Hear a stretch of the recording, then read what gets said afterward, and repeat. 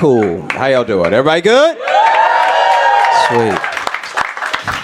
I was having a conversation with my friends about how they missed before the pandemic, and I know by that they mean 2019, but I'll be honest, I miss random years.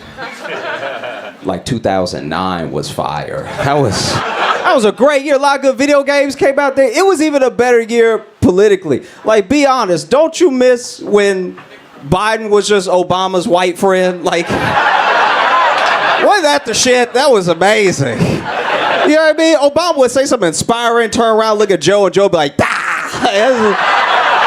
That's like all he did for 8 years. He just stood with finger guns ready, just nonstop. And now we did it. Biden's the president. Whew.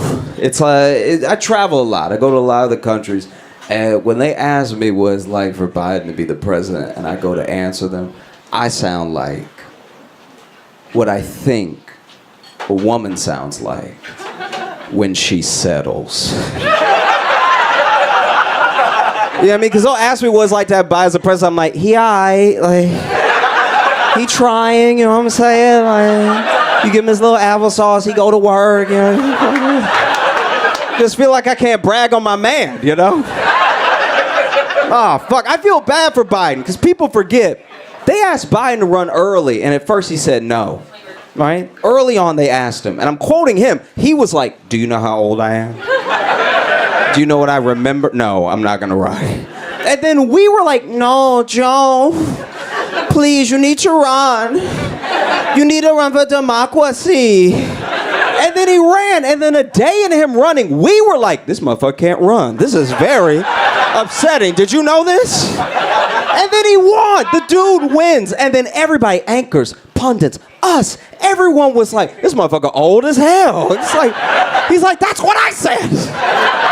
This dude got gaslit into being president.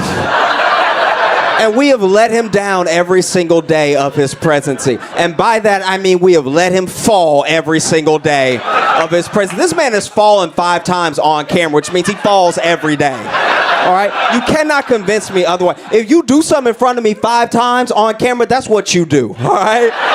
If somebody smoked crack in front of me 5 times on camera, I'd be like, that's a crackhead right there. And he'll miss a day. All right? This dude, I don't even think they give the same tours of the White House anymore because Biden falls so much.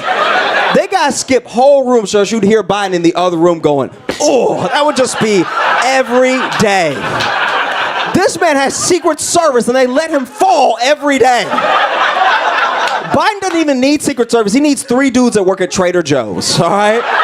Because they're used to catching a pickle jar before it hits the ground. They're used to being like, I got it. You don't have to sweat it. I got it. It's insane. Secret Service let our president fall off a bike that wasn't moving. And I felt bad for him that day because you could tell he was feeling himself that day. Because he saw the media up ahead and then chose to ride up to them and then stopped his bike like a kid who just got a bike. Biden swerved on him when he stopped. He rolled up on the media. He was like, y'all got any questions? Fucking feeling himself. And then, I don't know, I guess he just forgot he was standing up or something. But go back and watch the video. Secret Service on camera made the face we made when he fell. This man tipped over, then Secret Service on camera went, ooh. It's like, no, you're the ooh. Why'd you let that happen? It's fucking devastating. This is too much now. I don't know what to do anymore. I hate this shit so much. I don't even hate things. I'm a pretty laid back person, but I hate 2024. We're gonna get a rematch of the match we never wanted. Do you know what I mean? Isn't that fucking crazy? There are 330 million Americans, and somehow we keep landing on the same tube. That should have been dead a long time ago to run. One of them only eats McDonald's, and the other one should have died 2,000 years ago. And they're gonna have a fucking rematch. It's insane. You don't even get that in boxing. Biden versus Trump is the boxing equivalent of digging up Ali and making him fight Jake Paul. It's like, Who wants to see this shit? Why does it keep happening? It makes me, and then people are the worst now. We used to be fucking chill. We used to all band together and be ignorant about similar shit. Like, I'm not trying to dress up America like it was a paradise before 2016 or anything, but genuinely, we used to just go out into the world together as Americans and be ignorant as fuck. You know what I mean? And now it's just, we're fighting all everything is something. That's gotta be exhausting. That's weird that everything, no matter what it is, Bud Light.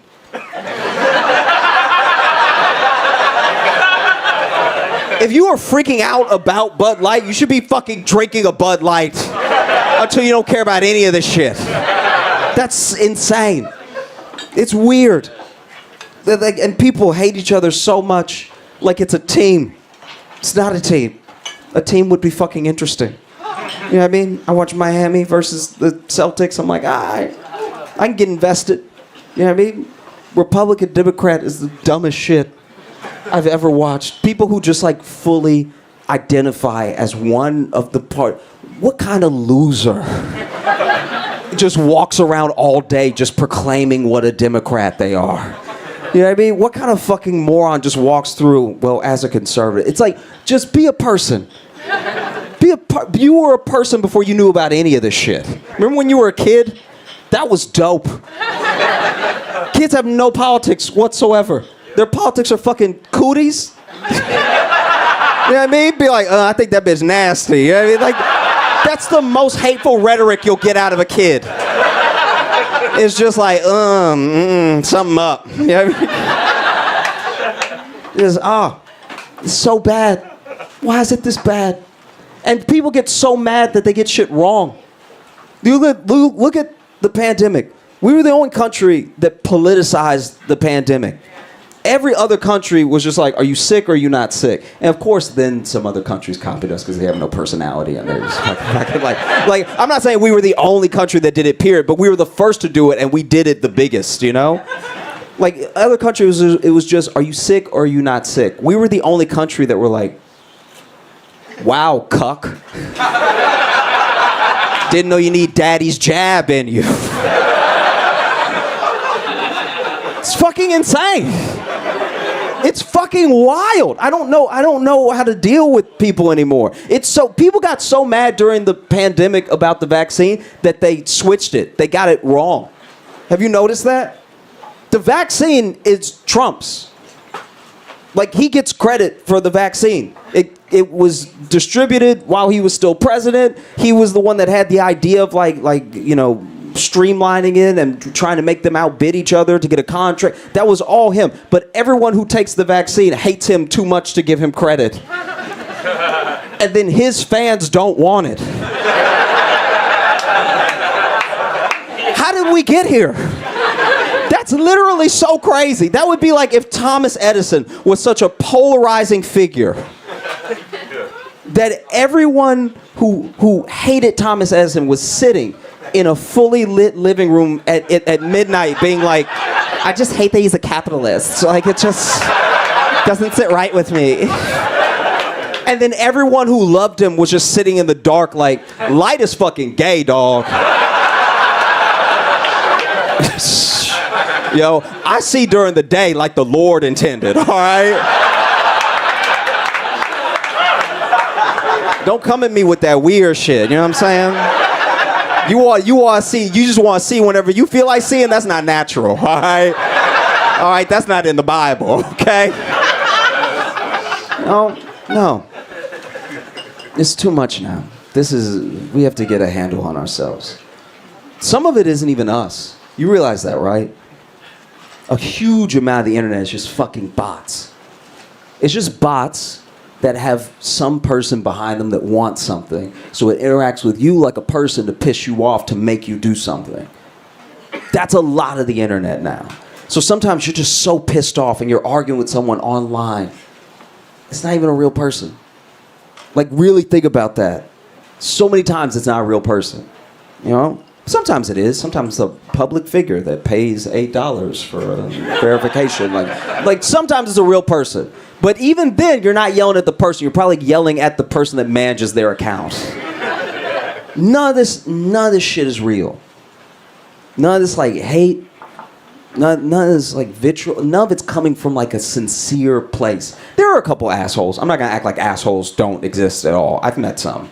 Met some on the street. There was a guy on the way here who said, "I love your shoes," and before I could say thank you, he was like, "Not." I was like, all right, that's just a demon out to spread hate. Okay. But a lot of it's not real. Just please remember how much of that shit is not real.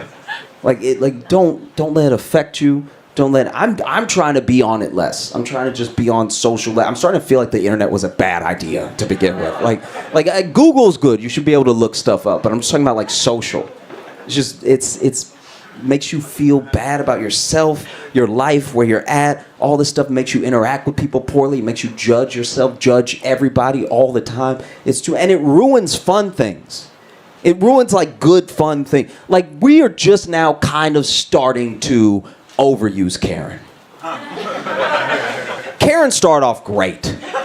Start off as like a white woman, see a bunch of black kids play at the park and be like, this is not their park. All right, let me make some calls, right? And if we had kept it at that, it'd be fine. But social, everybody talking, everybody jabbing, everybody arguing, quickly turned Karen into any woman with a gripe, with a short haircut. Because now you see the stories trending and you don't even know who to root for, you know? It'll be like, total Karen loses it on city councilman to get pothole fixed.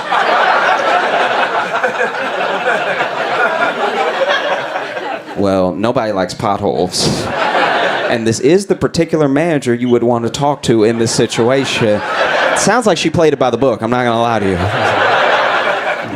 Total fucking Karen loses it on American Airlines when she gets kicked off flight because they overbooked it.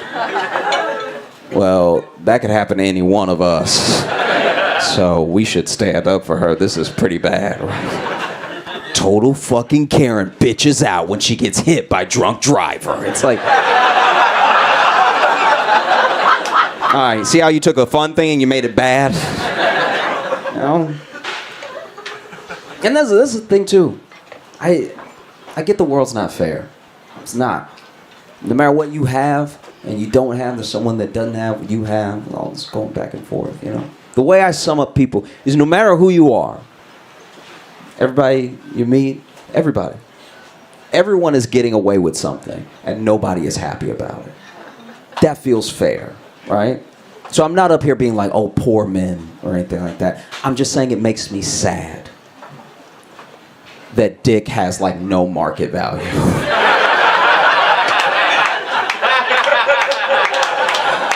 It's just a shame. Like, be honest. Truly, be honest. As a man, you've never been like, my dick gonna get me out of this one. It's never occurred to you ever. You know what I mean? You're never getting pulled over by the cops. You're like, I'm a flash officer, little dick, get right out of this ticket. Never in your life. Even in a relationship, you're not like, baby, you play your cards right, do the dishes, you might get a little dick later. Who talks like that? That's insane. You think back to the beginning of the pandemic, it was a terrifying time. A lot of people losing jobs, getting laid off left and right, business closing. My buddy lost his job. And so he started an OnlyFans, trying to get some supplemental income going. And over the course of his OnlyFans career, this nigga made $3. I'm pretty sure at $3 you gotta turn your dick in. You have to be like, ain't nobody want this, so. You all were really great. Thank you so much. I'm Josh Johnson. You have a great night. Wow. Thank you so much for having me. This is so cool. I am happy to spend the 4th of July with you.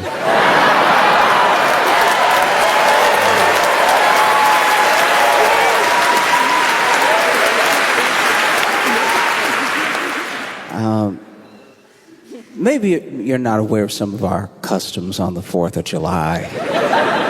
One of them that sticks out is a hot dog eating contest. And I've been traveling the world, and a lot of people think that they know what a hot dog is. They even think that they have their own version of a hot dog. And as I've traveled the world, I can honestly say that no, you don't. Because you all here, I'm not going to pronounce it correctly, but you have bratwurst.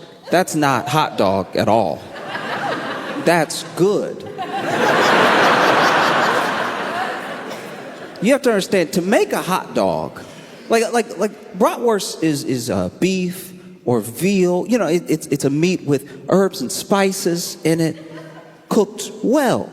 A hot dog, especially in America, a hot dog is something that to make you first have to find. And when I say find, I mean like putting together a proper hot dog in its casing and to serve is a lot like a witch's spell. You have to find meat that's first on the floor. It's very important this meat is on the floor. If the meat is not on the floor, you might not be making a hot dog.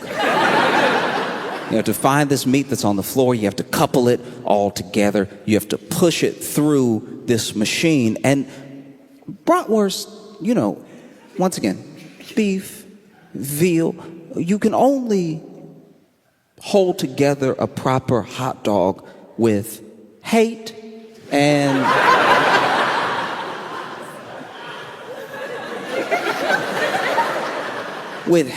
like a touch, like a dash, just a little bit of poverty, right?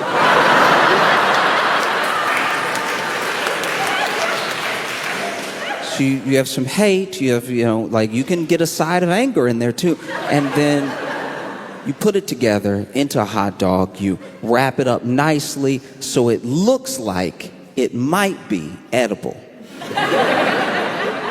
Because I don't know if you've had a hot dog. In order to prepare a hot dog, it's not like preparing a bratwurst. You have to boil a hot dog. And in order to boil the hot dog, it means you do have to ruin some water. You put the hot dog in the water, you boil it up, that cooks the hot dog. Cooks is a strong word. What are you cooking? It's demon meat. But you boil the hot dog up, so then you pull it out, that's cooked. You then put it in a bun to cover up that you're eating a hot dog. The water you have to dispose of like toxic waste. A lot of people will pour this down the sink. Don't do that. Don't get that mixed in with the regular. When I was little, I had a friend who his mom had a flower garden, and he'd make hot dogs after school, and then he'd pour the water in the hot dog garden, and all of the flowers died. Because that is runoff poison water. But yeah, you boil a hot dog, and then you eat it, and when you eat it, you're supposed to close your eyes and pretend you're chewing something else. Because this is going to be nasty. You can try to dress it up with mustard, ketchup, with mayo relish, with whatever manner of things people do. Some people will act really, really holier than thou about how they prepare their hot dog, as if a hot dog is not a mystery of meat mushed together. I say all that because on the 4th of July, there is a hot dog eating contest that takes place, and the winner this year, once again, is a man named Joey Chestnut. And this year, he ate 70 hot dogs in 10 minutes, which is the correct response. You know how I said that when you felt physically ill? That's how you're supposed to feel on the 4th of July after eating as many hot dogs as possible. I believe the record is 76 hot dogs. And I remember one time I had my buddy entered a hot dog eating contest, and he was super excited about it. And he had watched Kobayashi, he had watched Joey Chestnut, and he thought he could do it too. He was like, if they can do it, I can do it. Let's give it a try, right? And so he entered the hot dog eating contest, and it wasn't like the official Nathan's hot dog. It was just like a local one that was happening on 4th of July.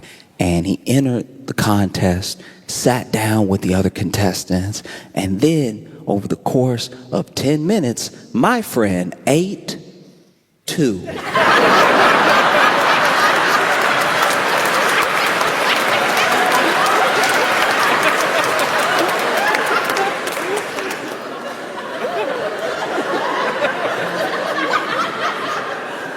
This man ate 2 hot dogs in 10 minutes.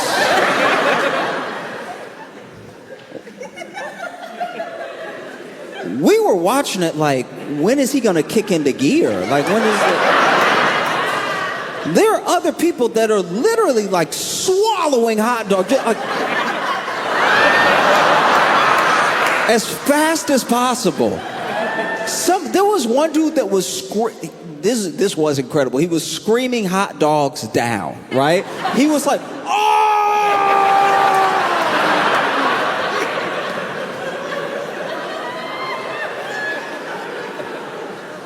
Meanwhile, our buddy,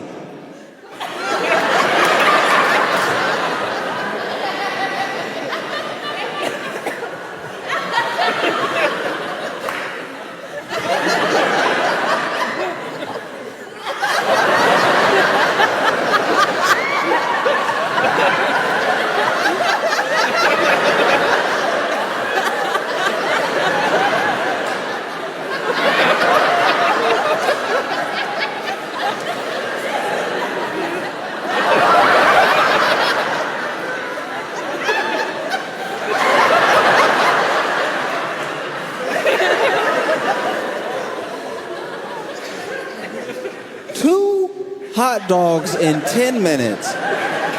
We went from cheering to booing.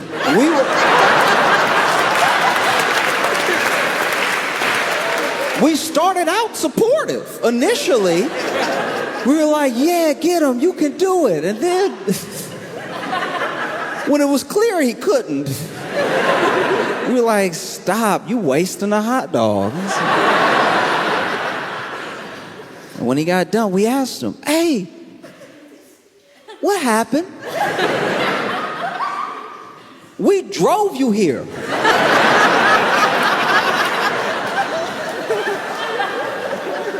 You the one wanted to go way out the way to enter this contest to waste everybody's time. 2 hot dogs in 10 minutes is not a contest, that's a meal. What's wrong with you? And he was like, I panicked.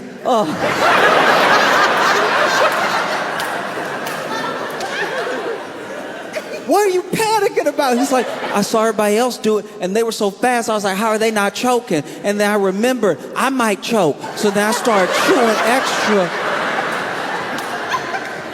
I was scared to choke. I was like, if you had at least choked, then 2 hot dogs in 10 minutes would be more reasonable.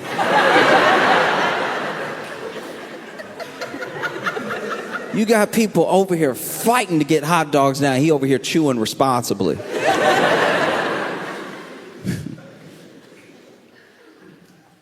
I do my best when I go anywhere to be as good of a guest as I can. You know, it means a lot to me to have me over here and for me to be your guest for a little while.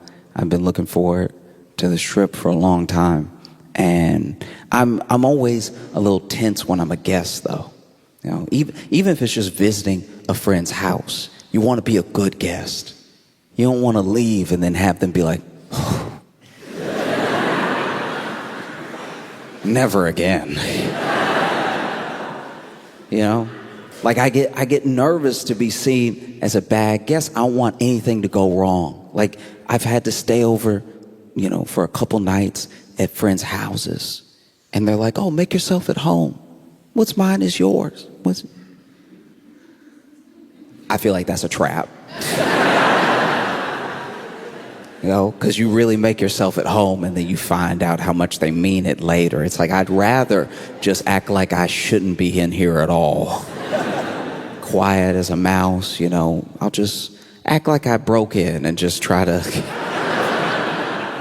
affect as little as possible in the home. And they'll be like, what? He's such a good guest. We didn't even know he was here. One time I got so stressed out about being a guest at my friend's house while they were out of town that I just never went.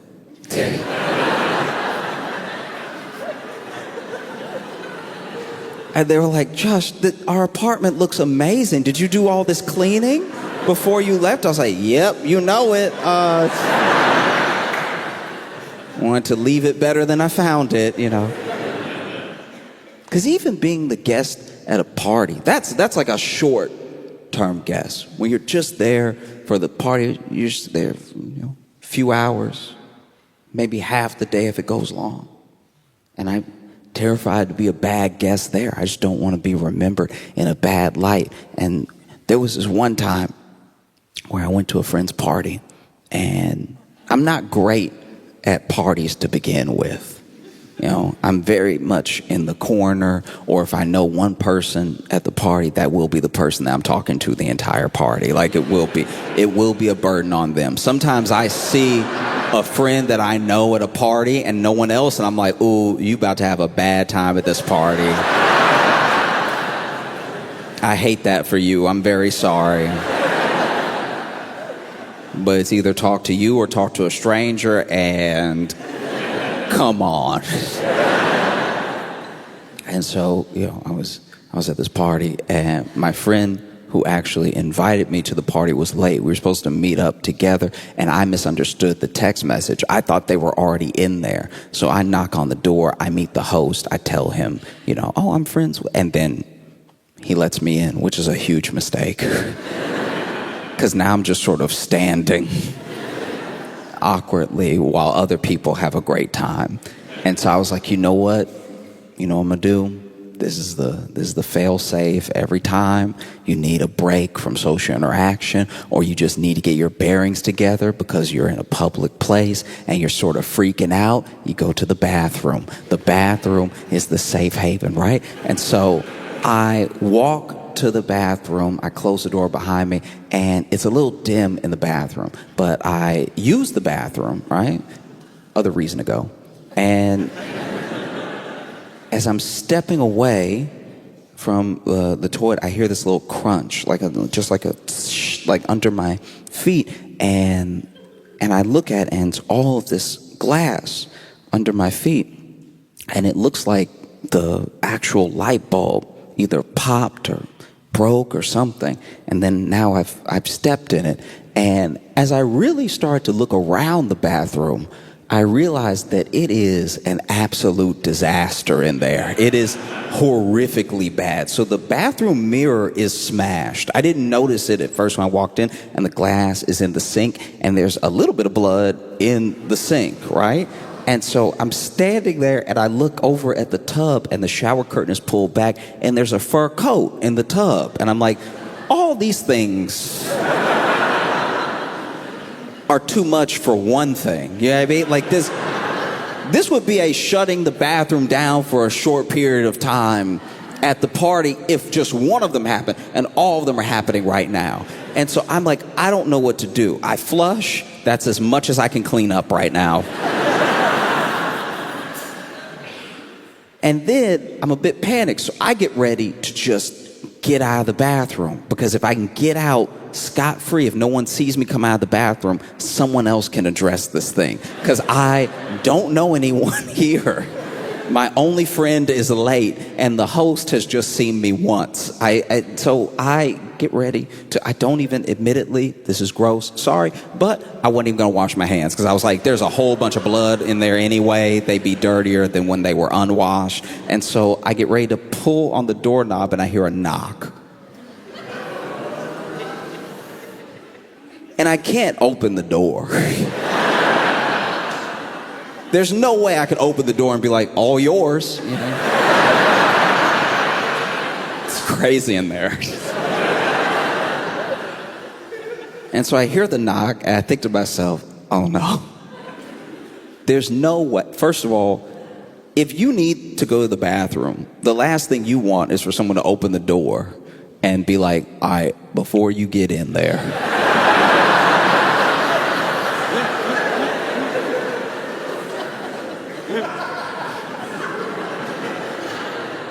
I just want you to know none of this is my fault, okay? Before you walk in with judgment, just know anything can happen to anybody at any point. Like, if you had been a little quicker with your feet, this would have been you, okay? I don't know what to do as I'm just standing there. And I'm admittedly standing there for like way too long. Like,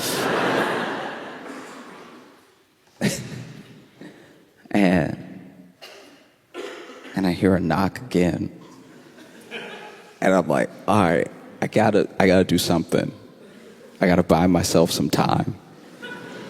And so I just say, 1 second. That's bought me 1 second.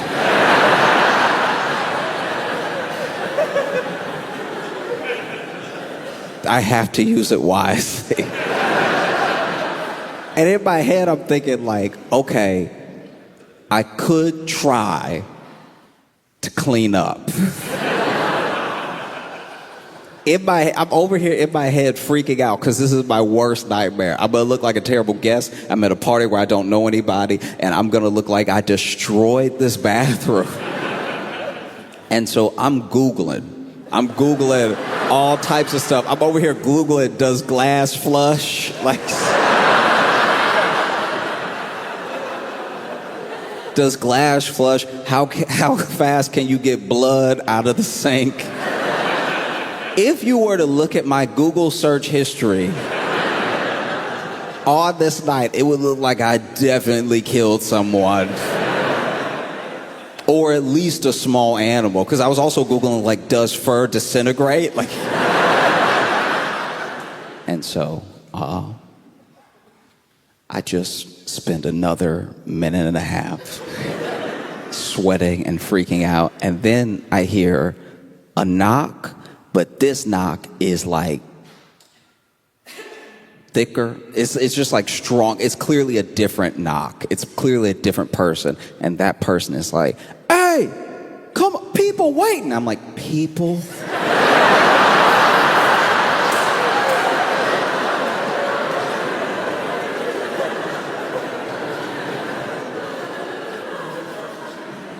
People are waiting. Okay, all right. People implies more than one person, which does imply, plural. And plural could just be two. It could just be the initial guy that knocked and is very patient, or maybe left. Who knows? Maybe he had to use the bathroom so bad that he left the party completely. But this person is adamant. Hey, I got to get in there, right?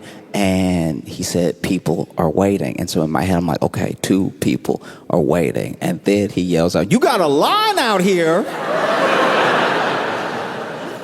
What's happening in there?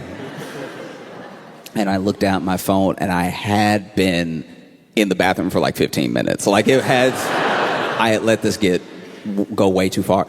And so I froze. I didn't know what to do at all. It's like your absolute worst nightmare as a person that's like gets weird in like social interactions. To actually have this weird thing happen to you is like, I think maybe this is hell. I think maybe I've died. And so I'm pacing back and forth in the bathroom, which is only breaking more light bulb glass. And I finally look out of the little window, and I'm like, I'm gonna have to.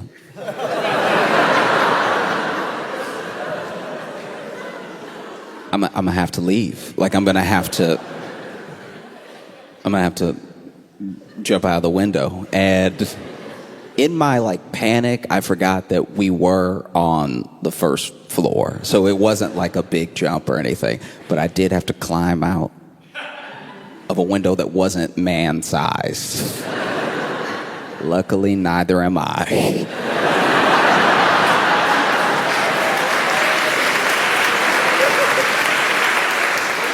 I was squeezing my hips at like an angle, like I put my hips like diagonal to the edges of the window to get as much space as possible, and I wiggled out. I fell out of the window, and I tried as much as I could to like pull the window back up from outside so that people wouldn't be like, oh, whoever it was went out the window. And then I was like, what do I do though? What if someone saw me go in, remembers me perfectly even though they don't know me, and could point me out, you know, because I wear the same thing every day.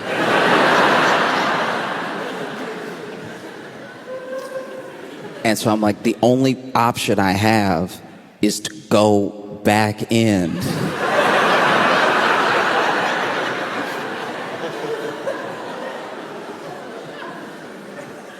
Is to go back in and join the line for the bathroom.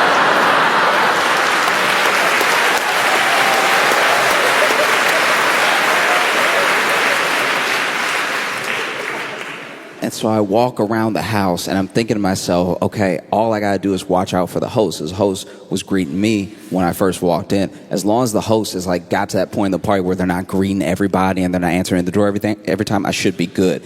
And so I wait, some other people were arriving and they knock on the door. Someone else opens the door. I'm like, this is my chance. I sneak in behind those two other people and I immediately walk to the line for the bathroom. And luckily, my buddy who was late was in the back of the line. And he's like, can you just believe this?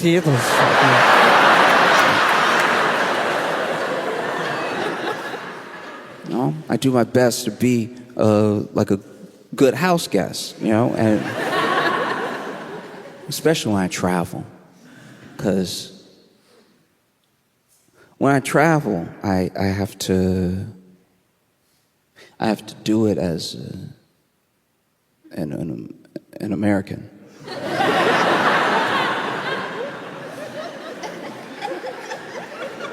I have to travel as an American now. You know? And it's like... I'm traveling more than I ever have in my life, experiencing new places for the first time. But one thing that I will say is, okay, there used to be a time where you would travel when you were from the U.S. You would go to other places and you would say that you were from the U.S. and people, there was a shine to it. There genuinely was like this like magnificent shine around you and your passport. People had questions for you. You know, you would say you were from the U.S. and they'd be like, oh, blue jeans.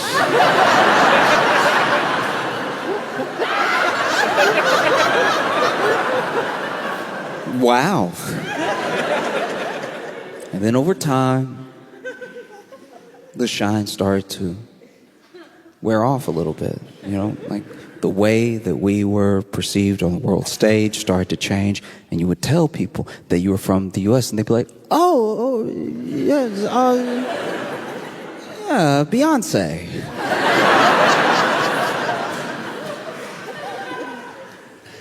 And now,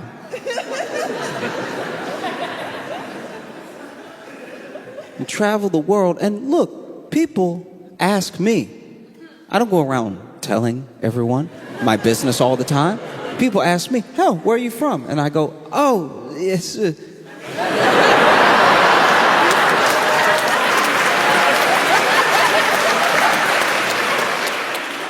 know, it's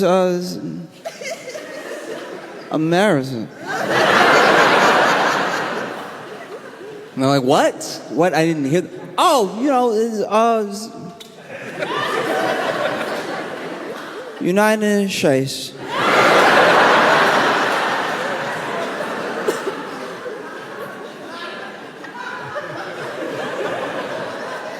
What? I'm American. I'm from the U.S. From America.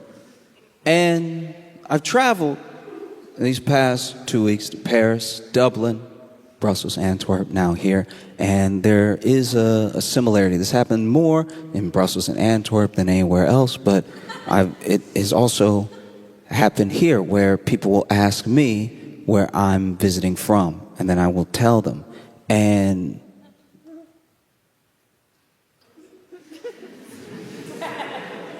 there's a look and a noise you make that's genuinely offensive. Like it is.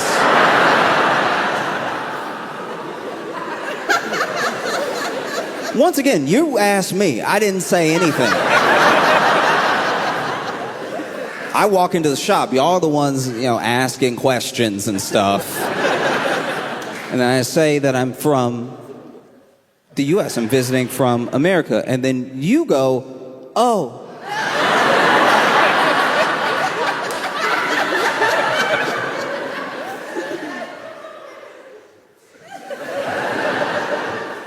You get the face or you get the noise. You don't get both. Oh. I grew up in Louisiana, all right? And when I was, sure. And when I was in Louisiana, I have friends who live in all different parts of the state. And one of my friends, he actually lives he's in a rural area. He's in some swamp area near the bayou and everything. There's a bunch of things floating in the water, a bunch of predators out there. He does his hunting. He comes back home. That's mainly how he sustains himself and everything. And there was one time he was having a barbecue. A bunch of friends came over, and one of his buddies, his buddy Spence, came over and was having a cigarette off by himself. He walked off away from the barbecue to have his cigarette, and then sometime later, he comes back over, and in the back door, the way that a lot of the houses are built in Louisiana is you have your door and you have your screen door, and the screen door can keep out the bugs while also letting air flow into the home and everything. And so he pops his head near the screen door, and his head only. And Spence leans in and he says, "Hey, can you call an ambulance?" And our friend is like, "What? Why?" If anyone ever asks you to call an ambulance, just do it right away. I'm sure that they have a good reason. I'm sure they're not just getting you to do it for fun because they want to hear the siren. I think that they probably need some help. And so he's like, if you could just call him, that'd be great. Can you please just call him? And he's being very calm. And so our friend walks up and pokes his head out of the screen door, and he sees that Spence, though calm, is standing there, and there is a baby alligator around his foot.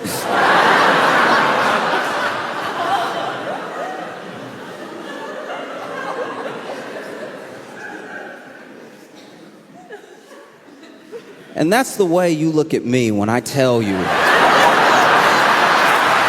that I'm from the U.S.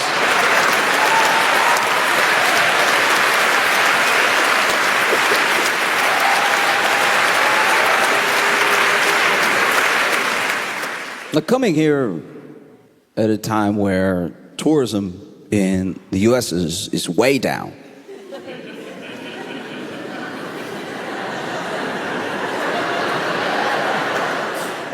Yeah, people aren't coming to visit as often. It's like if people used to love to come visit all the time, and then something happened.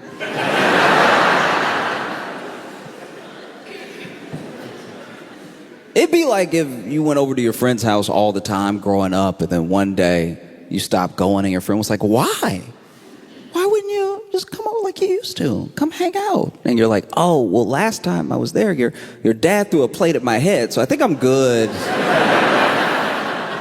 coming over for a while."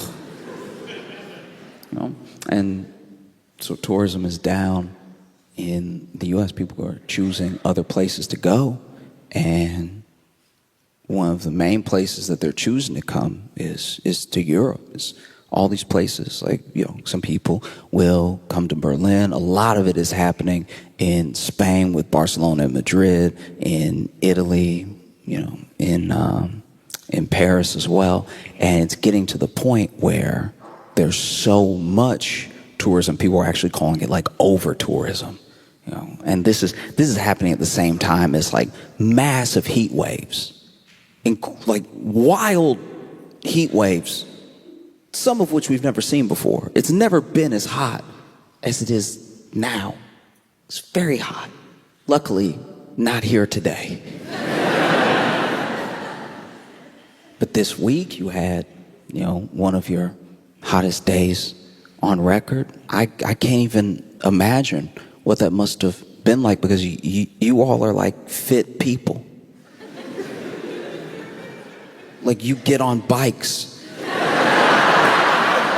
to go you have to understand, my frame of reference is the US. So the fact that you're even walking next to a bike is leaps and bounds. I can't imagine trying to ride a bike in that heat, or running. Some of you run.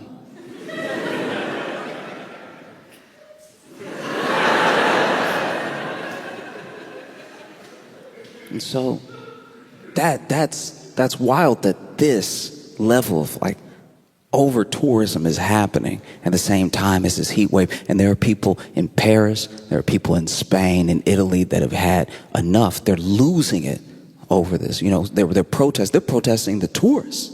They're over here being like, stop it. Stop coming here right now.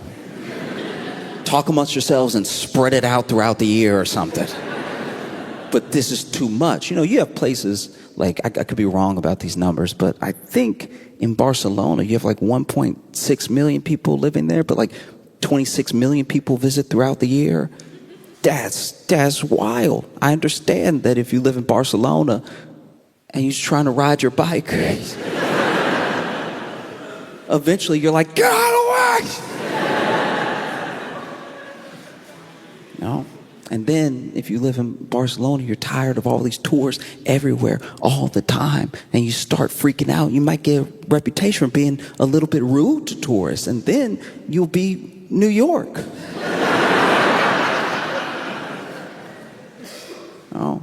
But people are doing the best they can to protest. There's been all these different types. People get creative and stuff. There's one where they were shooting tourists with water guns throughout the day. Get out of here! Ah! Like when a dog tries to pee on the carpet.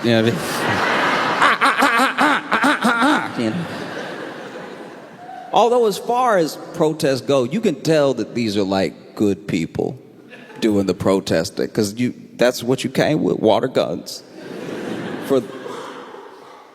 Water gun. I don't know. I'm coming from the U.S. where it would have just been guns. Like this. You can tell these are people who have a deep moral core, because you used water guns to protest tourists during a heat wave. They probably didn't even understand what was happening. They were probably over here like, oh, the Spanish are so hospitable. They saw how hot we were. And then some strangers we didn't even know were like, cooling us off. And I get the genuine frustration though, but this is the main problem, is that whether it's business or whether it's government, systems have a magnificent way of pitting us against each other. Like, there are people that are local that are upset because obviously with all this tourism, Airbnbs are shooting up. Airbnbs raise the price of living in the area, so then people are getting priced out of their homes. They're getting priced out of the areas that they grew up in. They have to find somewhere else to live, all for people who don't live here, who are just coming to peak, and then they head home. And that can be incredibly frustrating, but that's the people who are coming to visit didn't come up with a master plan. Airbnb and the government that allows Airbnb to run rampant are the people to blame. You should be taking, like,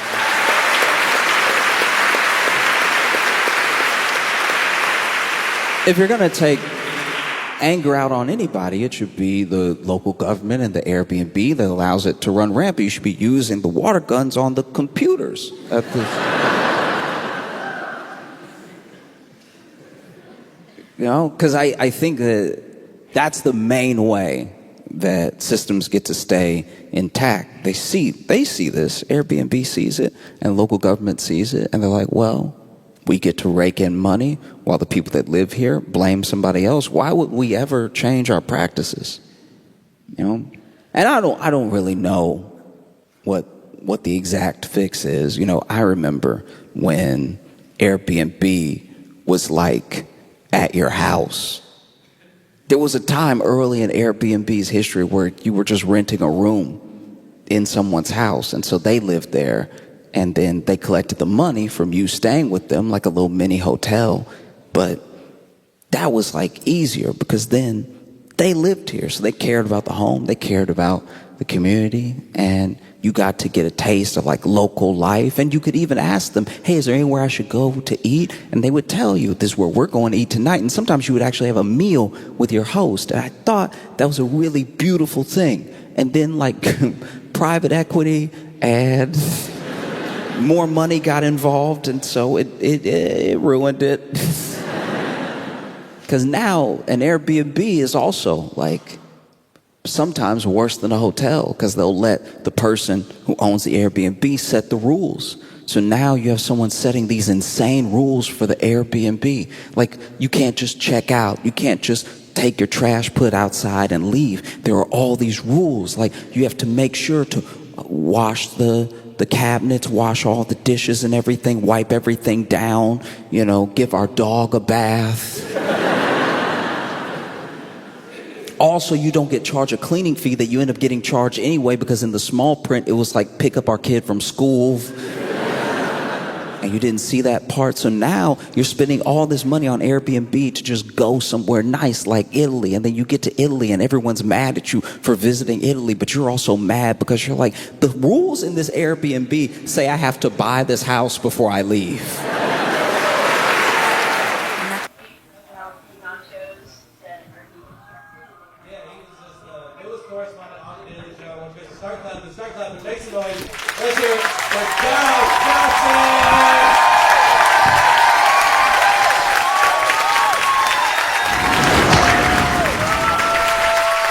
I love Christmas time.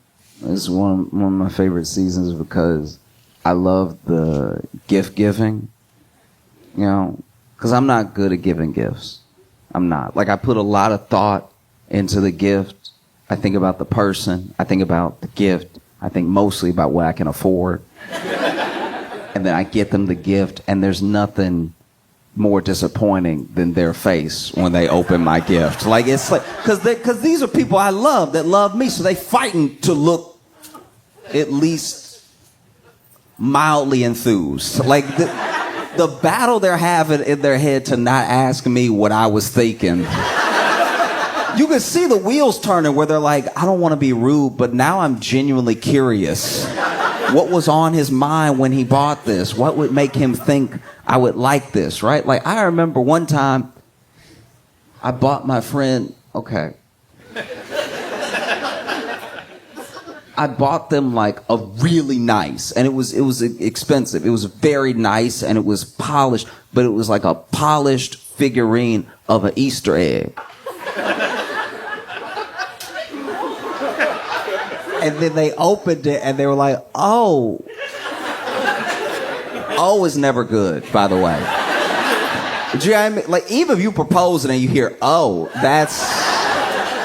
it's about to be no. Like, it's very close. It's coming up. And so I gave them the gift, and they were like, oh.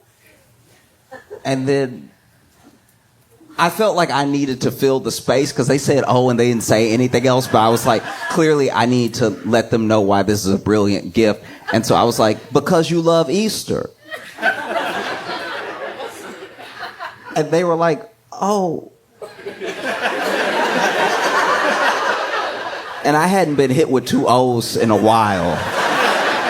That second O let me know that maybe this is just bad. Maybe they weren't confused. Maybe they've decided they hate this gift.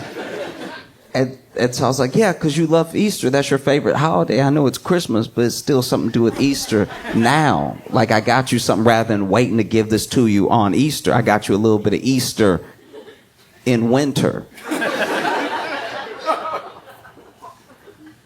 And they were like, you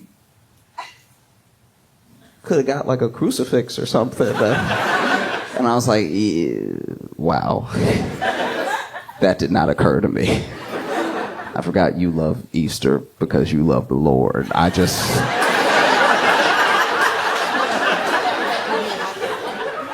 thought holiday egg.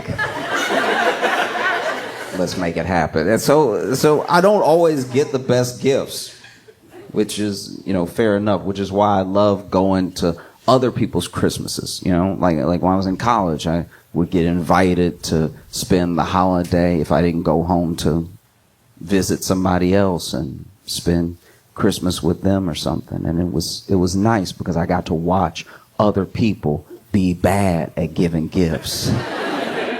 And it's just nice to not feel alone, I went and had Christmas with my buddy one time, and family was all around exchanging gifts and stuff. And everybody was bad at giving gifts. It was a holiday miracle. Dad got the mom some gifts, and she opens it, and she lifts it and shakes it a little bit. Oh, it's heavy. It's heavy. Unwraps it, and he got her weights.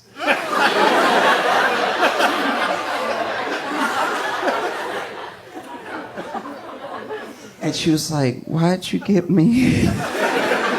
And in my head, I'm like, go ahead, answer. Please answer. Why'd you get her the weights? Why'd you get them, Stephen? What are the weights for? And you can see the flicker in his eyes where he was like,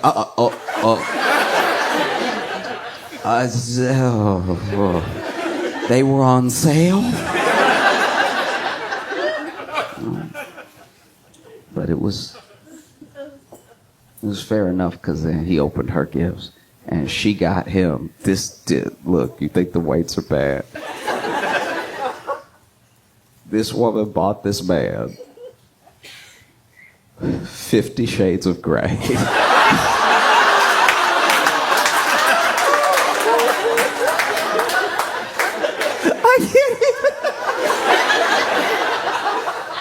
If you don't know what 50 Shades of Grey is, it's a book, but but the things you think of when you read the book, the pictures it puts in your head are the fantasy. You go to places,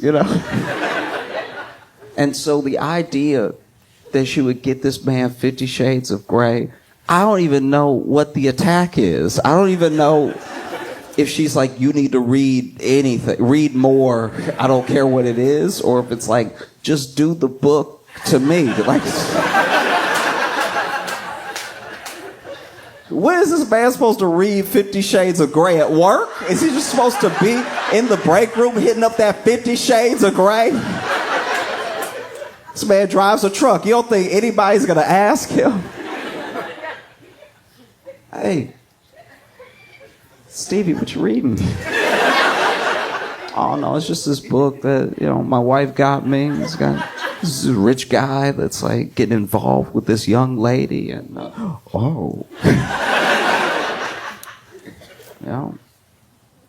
can't tell. She's like, you should read more or do that to me, or I'm done with it. Like, she had also read 50 Shades of Grey, so I'm like, she just didn't get him anything. And then it was my buddy's turn, and I feel like it takes a long time for a child to be good at giving their parent a gift. The first few gifts you give your parents are from other adults. That's just it. It's just like, hey, this beautiful diamond bracelet is from you and me. We're going to give it to your mom together. And then you stand there all proud like, yeah, the diamond bracelet is also from me. You know, with all my 5-year-old disposable income. Do you love it? And then your mom, because your mom loves you, goes, oh, what a beautiful, oh my God. She hugs you all tight and everything, and you feel all proud. You didn't have to do anything. You didn't have to do anything. You didn't have to think of anything. Sometimes you get somebody, when you're little enough, you can get anybody anything, and they at least pretend to love it. When you're like 5, you could draw them a picture. I did that. There was a Christmas where I drew a bunch of people pictures. I can't draw at all. I gave them less than nothing. I wasted their time. I genuinely wasted their time because I wrapped the picture that I drew, and so they had to open it like it was about to be something. And the worst part is that I was like, oh, let me not let it get crinkled up or anything, so I had it in like an envelope with the wrapping paper around it. They probably thought it was going to be a check, anything actually valuable. It was too much work. There was a little bow on it. They had to move the bow. They had to unwrap it. They had to not crinkle it. They had to open up this envelope just to get a picture of them that looked offensive. When I think back to how I drew, there's no way I drew a good-looking person. I drew as best as I could put my hand to the page, and it wasn't good. Everybody's head was out of proportion. But I was little, so they pretended to love it. They were like, oh. And I think some of them did love it. Some of them probably did love it because they loved me. And they were like, oh, this person that used to not even exist, that's so little, so cute, love them so much. They did their best. And that's very sweet, right? But then you get older. And then it's like even more obvious you didn't get the gift. You know? It's like, oh, you know. Maybe your dad comes up to you, hey, these earrings, they're from me and from you, okay? Because you were with me when I bought them, and you helped me pick them. And then tells your mom, earrings are for us.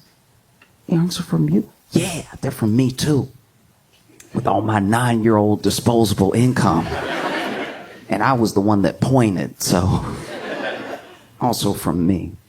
And then around like 12, 13, it's time to get a gift. Like a genuine, like something, put in some effort, right? You can't lean in on dad's gift anymore. And now you're on your own, and this is where I really failed. This is where I fell apart, because I was like, okay, what can I afford? I could probably get her some candy. What does she like? All right, she already has a Bible. This is going to be tough, you know? And gift giving is such a skill. Gift giving is its own gift because it means you were like listening for the right moment. You understand a person so well. Sometimes you get a gift that's so bad that people are like, oh, you don't know me at all. Or you got me this gift because you want to show me how little you care about me. You really want to step out of just saying I hate you with words and do it with surprise. Do it with a little mystery to it. Maybe wrap it up, put a bow on it, box it up. You know? And so, you know, they opened my buddy's gifts to them, his parents. Right? And he got his dad a calendar for the year we were in.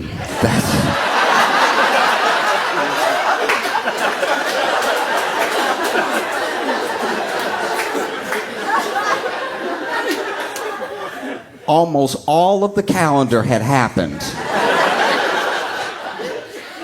And then he was like, son, there's only a little bit of the year left. You got me a planner for 6 days. And he was like, nah, Dad. All you gotta do is cross out the last number and it'll be a calendar for next year. And he was like, why didn't you buy a calendar for next year? And he was like, they ran out. So I got one for this year. There were plenty of those.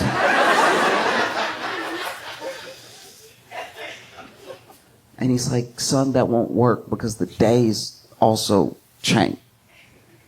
It won't just work to put, because it'll be a different day of the week when it's that date. Next year is a leap year.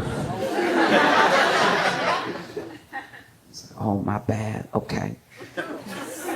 I can return it. And then my buddy got his mom a copy of 50 Shades of Grey. And it's like, I was like, do you not know what the book is? In what world? One of the worst gifts I've ever seen somebody give was a cat.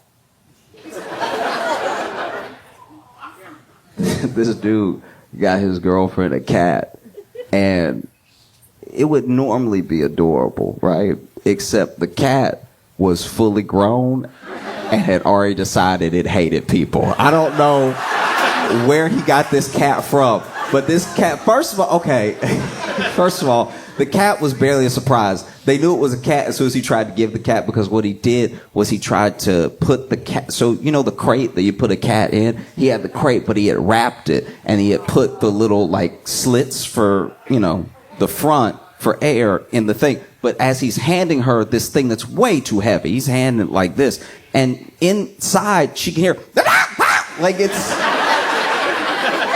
The cat isn't meowing. The cat is screaming.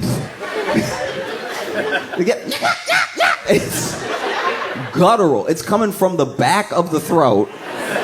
And then she rips the wrapping paper out of the way. And the cat is like,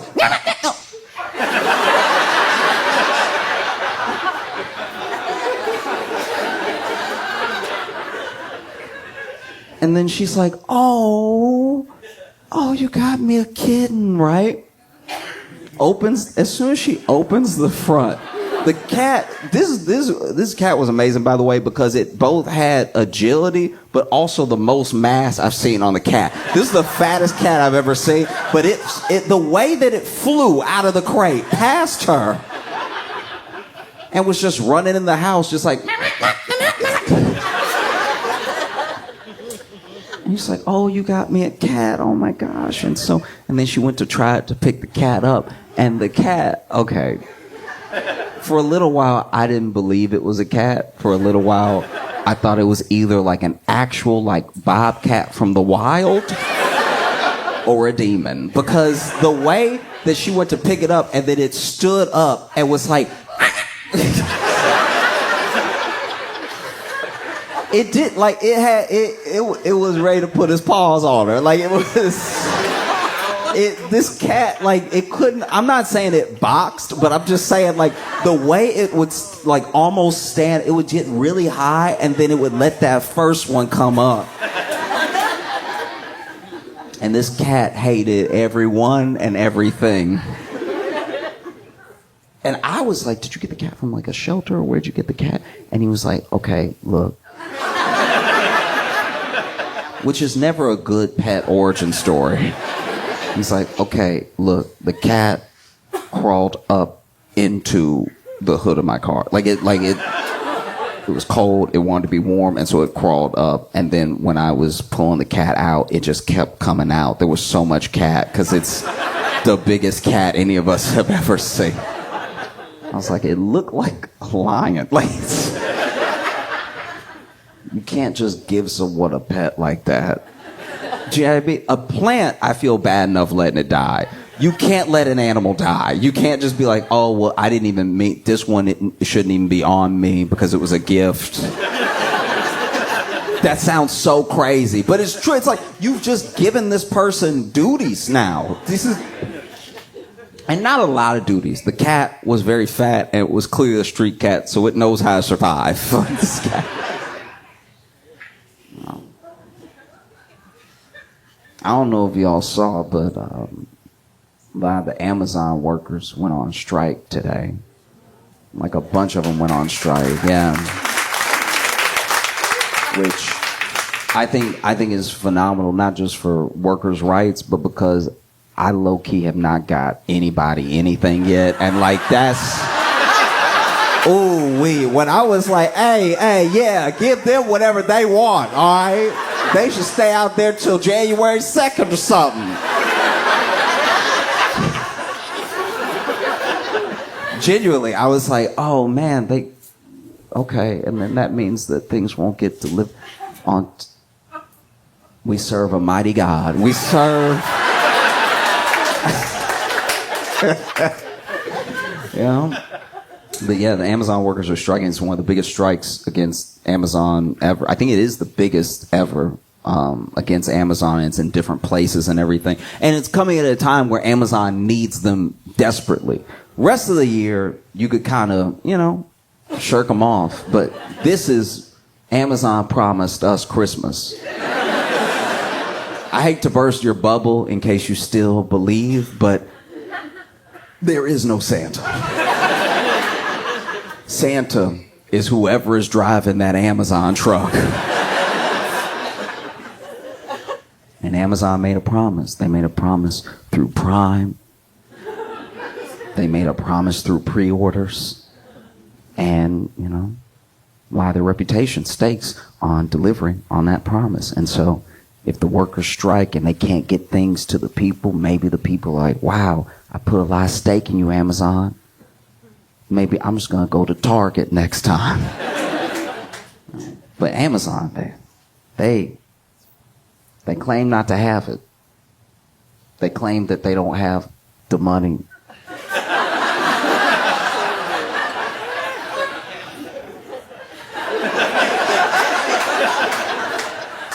If it's laughable to you, then imagine if you work at Amazon. And you just looking around like, oh, so y'all don't have it.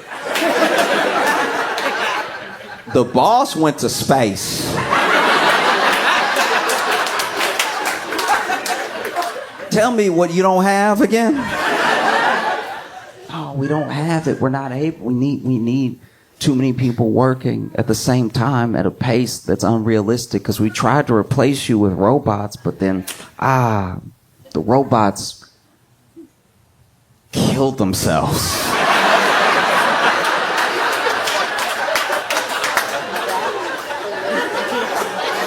Dude, everybody forgets about that. Everybody forgets that when they've tried AI, they've tried to replace the workers in their faces, and the AI, the robot, whatever it is like, you know what? I think I'm just gonna break forever.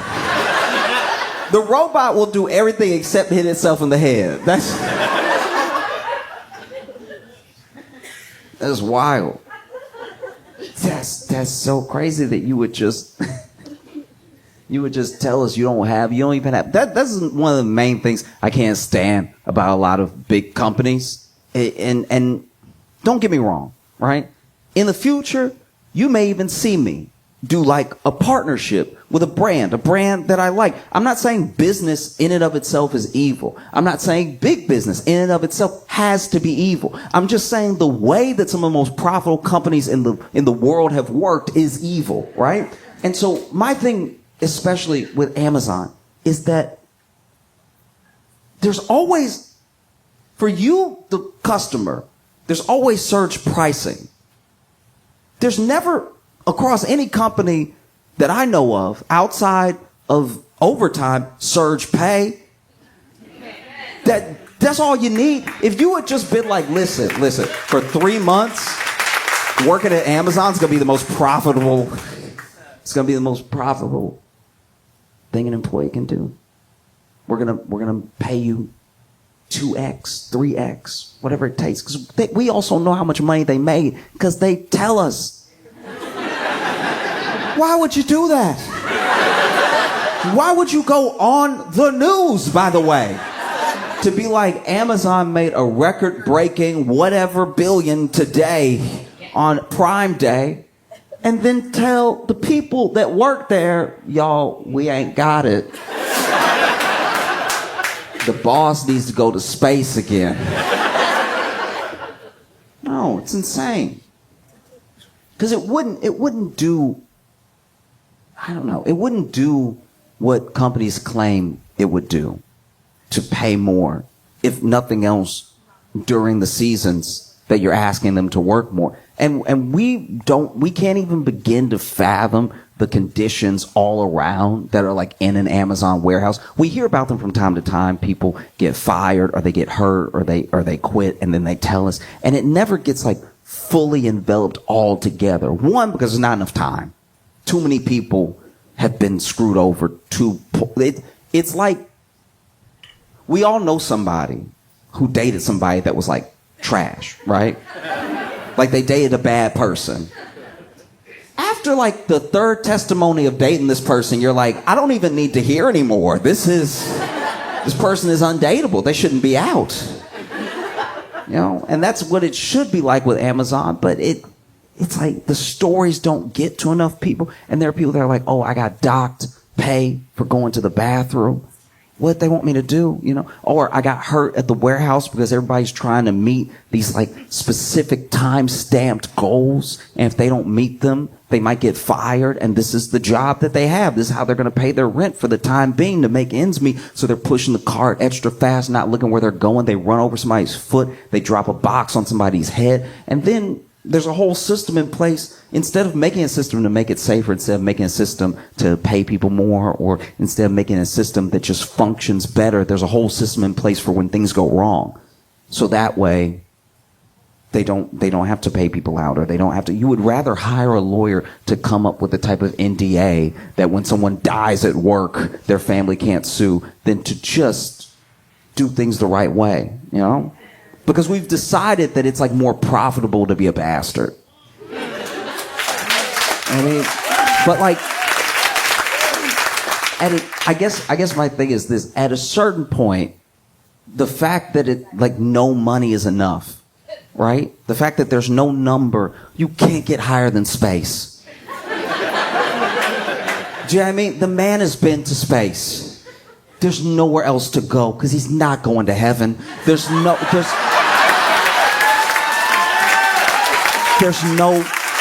more. You have enough money. I'm not even saying that as someone, look, I'll be honest with you. I'll be very honest with you right now. I would like to, in my lifetime, make a lot of money. I have no gripe with people who have a lot of money. It's only the way in which they make that money. That's all that ever bothers me when it does bother me. I usually don't care how much money anybody has. We're all on a different path. Some people are born with money. You can't help that. Some people make a lot of money through everyone wanting to buy their product. You can't help that. I'm not jealous of anybody. I want everybody to do well. It's just, I look at the state of things, right? And there's no perfect system. I'm not saying I have the whole answer. The answer is you're going to have to make less money. But I don't have an answer that they would like or implement, you know? I guess my thing is this: if we want to help the workers as much as possible, bodies get put on the line when they try to meet these goals, right? It's one of the things that they're protesting, one of the things that they're striking against is that they have to put their bodies on the line to get things to us, the consumer, right? When we order. Because for us, it's just a click. For them, it's their body, it's their livelihood, it's their life sometimes. And I think the only way to fix this, at least temporarily, is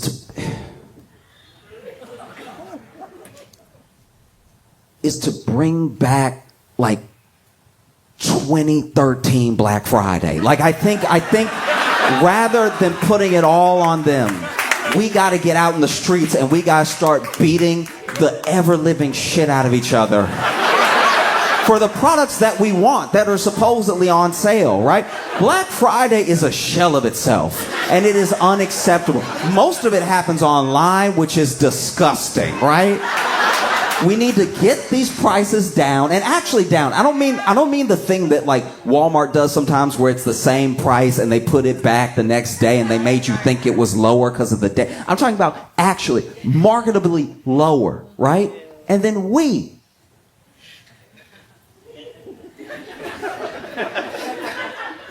have to start training in August. Okay? We need to start practicing, maybe even with family. Bring the family. Let the family come early, all right? Throw some bows, right? Make sure that like grandma's shuffle is good when she's trying to get through people. Make sure that the youngest brother can really handle that offensive line that you're going to need to create to get to the register, all right? Make sure his tackle is good. And we need to get back in stores the way that it used to be. One of the problems is Amazon's too powerful. They wouldn't be too powerful if we started shopping again at the stores that we shopped at before Amazon, right? One of the other things is that, you know, that dopamine hit that you get when you buy the thing and then the thing comes the next day. I'm not saying you don't deserve your dopamine hits. I'm just saying it's a much stronger dopamine hit to knock the hell out of somebody for the TV that you want. This is America. You gotta earn your dopamine. Okay? The amount of strangers that we used to have, America used to come together to be divided for one day. Used to wrap that wrist around the throat of a neighbor. And you used to sink that choke in tight. A choke that would make John Jones proud. A choke that would mean that your family got to play the board game Sorry that night. Because you went in and you choked until you saw a little bit of blue. Just a touch. Just so you knew they wouldn't fight anymore. And then you let them go. And you didn't drop them. You're not a monster. You placed them down gently. It was the next person running up that stepped on their chest. It is the American way to build community through violence. Okay? We used to do it. We used to get in there. We used to make it messy. You know? You would have like... You'd have a couple scrapes. You didn't know where they came from. You know what I mean? You'd have a whole cut on your arm and you'd be like, huh, makes sense, but I don't know when it happened. But I don't know. I'm bad at giving gifts, but I hope that everyone striking for Amazon gets what they want for Christmas. Genuinely, I do. Like,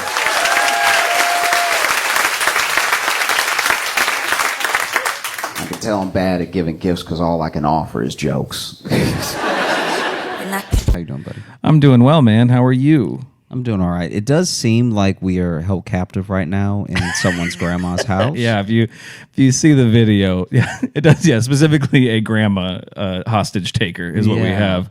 Yeah, it looks like we're being kept well fed and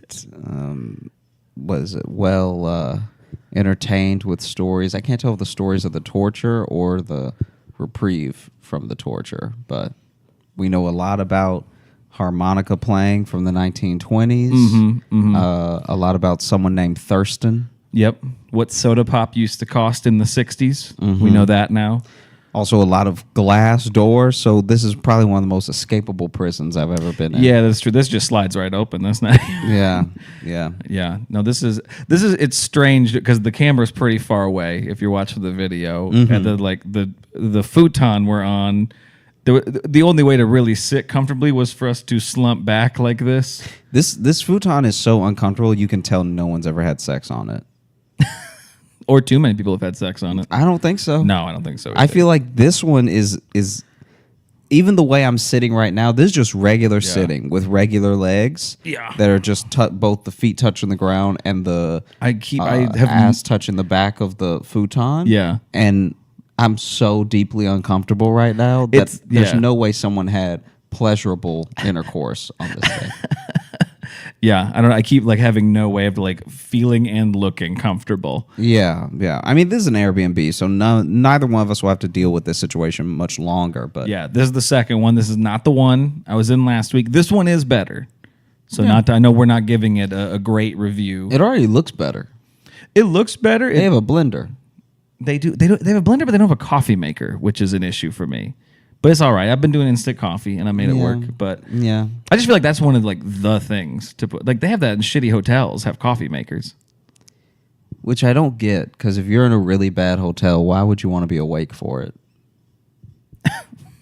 I'm just saying, it's like Fair. It's weird that they give you coffee so you can stay awake and realize Right. what a terrible hotel motel Well, because you're in. if you go to sleep, then you realize how bad the bed is and that it needs to be cleaned. Not if you're fully asleep. Yeah. If you're unconscious, you're like it's not until you wake up that you're like, oh wait, my life is not. Do you remember we were on the road not too long ago and I just picked up the covers and you could see the light go through the covers and you could see how nasty like the inside of the quilt was? Yeah, so okay, how's the best way to explain this? So I feel weird being way closer than you, but I think I'm more comfortable sitting like this. Is that weirder? It's only weirder because from here you look like you're doing a TikTok about me talking. I think I'm out. Yeah, I'm reacting to you, and I set my shot out of focus because I'm out of focus. Just something like this. This is just not great when you're a big guy to be like, yeah, I want to just lean into the shot gut first is what I really want. And it doesn't help too that the lighting is making me look like, I don't know, the wall. Look at that. There's no change. Yeah, you do look like Wall. Hopefully I do some color correction on this. Anyway, sorry, not to be too visual, but that took some doing to set up, and we're both so warm. So, But yeah, sorry, the thing you were setting up. Oh, I don't even remember what that is. The blanket thing, whatever. Oh no, just the blanket. So we were on the road, and Logan lifted up his sheet, Just the quilt. Yeah, it was like the top quilt. and wow, the light that went through it revealed what's the best way to describe it? The guts of the quilt. Yeah, the innards. Yeah. The So meat. all of the quilt intestines were fully loose.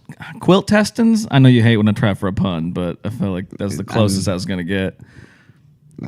Quilt testins. Yeah. Sure. But yeah, because it was like I guess like the feathers in it. I don't know if it was like a down blanket, but it had like the feathers in it. But you could see like where the stuffing, how little of it was left. Excuse me, how little of it was left, and how orange it was. Oh yeah, it was like deep orange to where I thought it was. And the blanket was not orange. The blanket was white. I thought it was washed blood. It was so orange. Yeah, it looked weird. Yeah. It was a strange. And that's one of those things where anytime something is well lived in, it's not going to be great. It's a nice way to put it. Well lived in. It like anytime it's been used a lot, it's not going to be perfect. It's not going to be. I'm sure it used to be so thick you couldn't see through it with fluffy amounts of feather that felt like a cloud laying on your chest. And by the time we stayed there, years after this hotel had been opened, Right. It felt like instead of sleeping on a cloud, it felt like an angel fell out of heaven, but the actual impact of them hitting pavement is what the quilt felt like. It just felt like, Right. you know. Lucifer's blanket. I mean, it wasn't hot. It was just Well, but I mean, when he deeply first uncomfortable. fell. From Is okay, what I was saying. gotcha. The OG fallen angel, the original. Yeah, we also might be having heat stroke. Oh, I am not doubting that at all. You could probably tell, even listening to the recording, that we're both deeply uncomfortable, and that's probably I can't think of a thing that is more likely to be happening right now than me being a bit overheated, pretty tired, and maybe blurred vision. Yeah. It's like I feel bad that this is what I've been talking about all week. Not necessarily on the podcast, but like just when I've done to people when I've done sets and stuff, but it's so fucking hot. And I mean, I know it's like not just in New York, the world, because the UK set their records. I can't remember if we talked about that last episode, but it's like this is a heat wave for the planet. And I'm staying in places that don't really have AC. This one does, but it's really just the window unit in the bedroom. I wonder if it's a heat I chose wave wrong for the places that are like known to be cold. So if there's people right now in places that are usually cold and they're like, I only had to wear one jacket, it is burning up out here. I mean, that's kind of how it is. Like In what, Alaska? sometimes, I mean, in the Midwest, hell, like Iowa, Minnesota, like. So I guess I never count. not so much in the summer, but Yeah, I never really count the Midwest because in my mind, it's like meant to be hot sometimes there.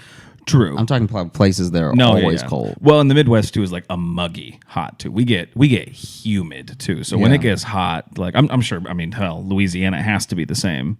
It probably gets muggy as hell down there, right? The heat stroke in Louisiana is pretty funny because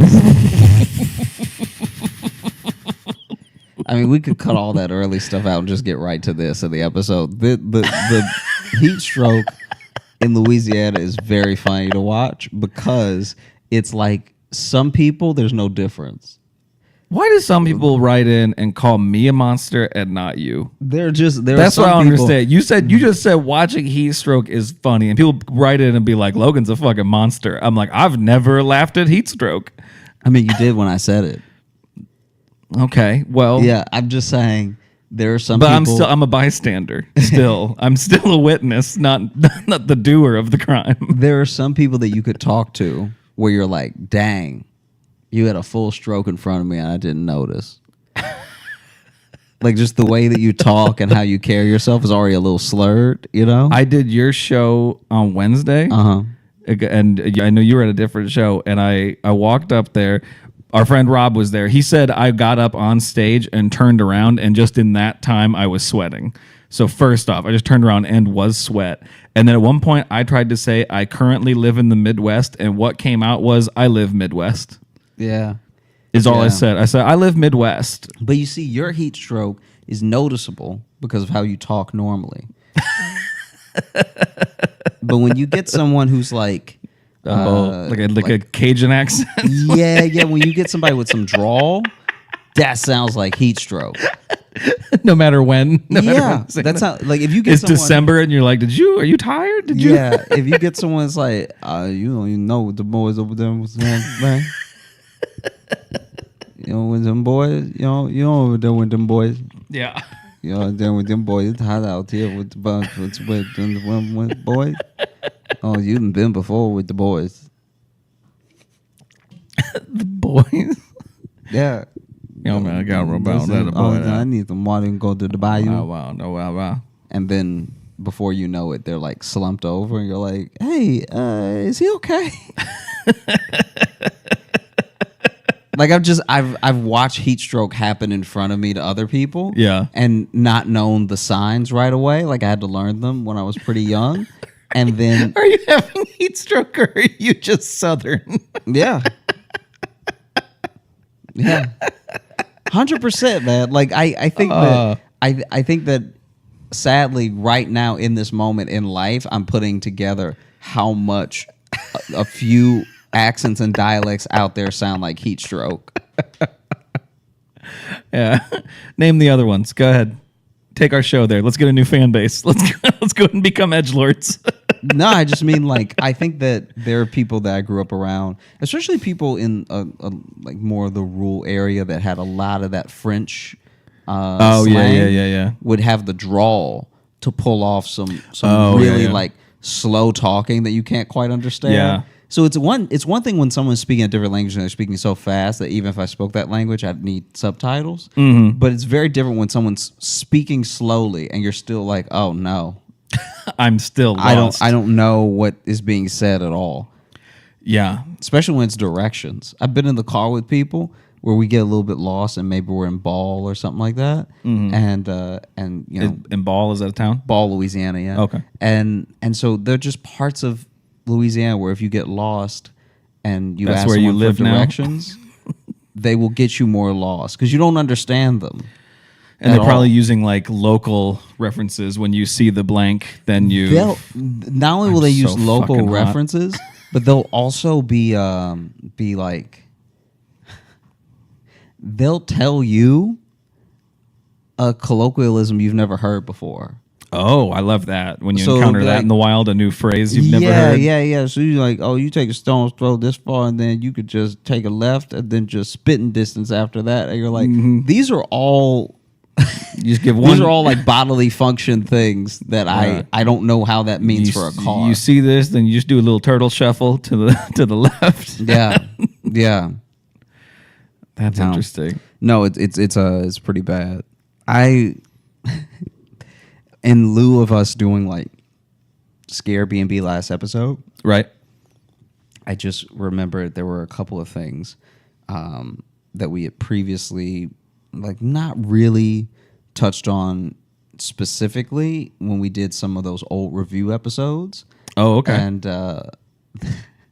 there's just a couple of ones I remembered from some restaurants that like were spillover from. Remember that episode we did? Yeah. Okay. And it just made me laugh because we ordered Seamless before we started recording everything because neither one of us had eaten. Yeah, we're like, let's get hot and full. Yeah, hot and full is a great That'll recipe be good. for That'll energy. be good for the show. Let's get hot and full and let's really lean back. Yeah. Let's really get comfy, sit back with a full tum-tum. It would be wild if there's just 30 minutes of this episode where neither one of us are saying anything because we've quickly fallen asleep. Yeah, or we are having heat stroke and are only understanding each other. Honestly, if I was having heat stroke right now, I wouldn't even be able to tell you. Like, does it come all at once, or what's? I've seen it happen playing football. I mean, I've seen it happen No, I to know. other people, but It is weird because what does it sometimes feel like. Well, see, the weird one, I can't remember if I've talked about it on the show before. We'll get back to these restaurants, but I can't remember if we talked about it on the show. But when I saw my friend get heat stroke during a football practice, and he stuck with it for a while. And like he says he does not remember like the latter half of the practice really, or like once we got to like the real big conditioning stuff at the end. And he was going hard to the point to where we were doing like up downs and he kept going and they blew the whistle and we stopped and he did like 3 more and we were all like, "Hey, Tom, you can quit." And he's just like, ugh. And he was just like his body had taken over, but his mind was no longer there. Until we went to like have our final like, breakdown meeting and he runs up and just falls over. And then he tried to get his pads off and no one noticed, but he got his pads off and then they just got stuck. So he was just laying on the ground with his shoulder pads over his head. And I had to give I think I've definitely talked about this on the show, but then I had to give the on deck speech that night, which is especially like cycles through the seniors and juniors. And you give like a little like speech, like a fucking let's go get him or whatever. And I was slurring and my vision was blurred. So I think I was having heat stroke too. And I had a speech prepared and it was all gone. I just went there. I'm like, look at this football and the team because we're playing and we need and let's just and if so let's go. And then I said like fuck a few times and so I had to run a fence and back too while having heat stroke because if you swear you got to run a fence and back. Was your coach? I know we've also touched on this. We're gonna get to the restaurants. Yeah, sorry. But was your coach fit? Yeah, they were all pretty fit mostly. Like, in my opinion, you can't coach football unless you're fit. Unless you do There's it too. nothing like a out of shape guy telling me to run. Yeah, no, that makes me angrier. They were all pretty fit. You do it with me then. Right, you need it. Yeah, you go.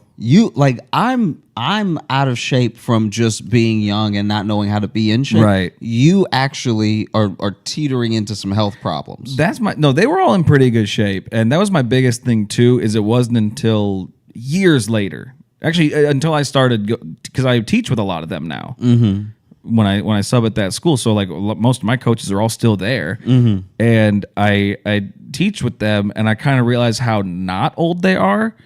And so I realized that they were all like fucking 25 when I was in high school, which makes me angry now retroactively to be like, I cared so much what these fucking 25-year-olds thought.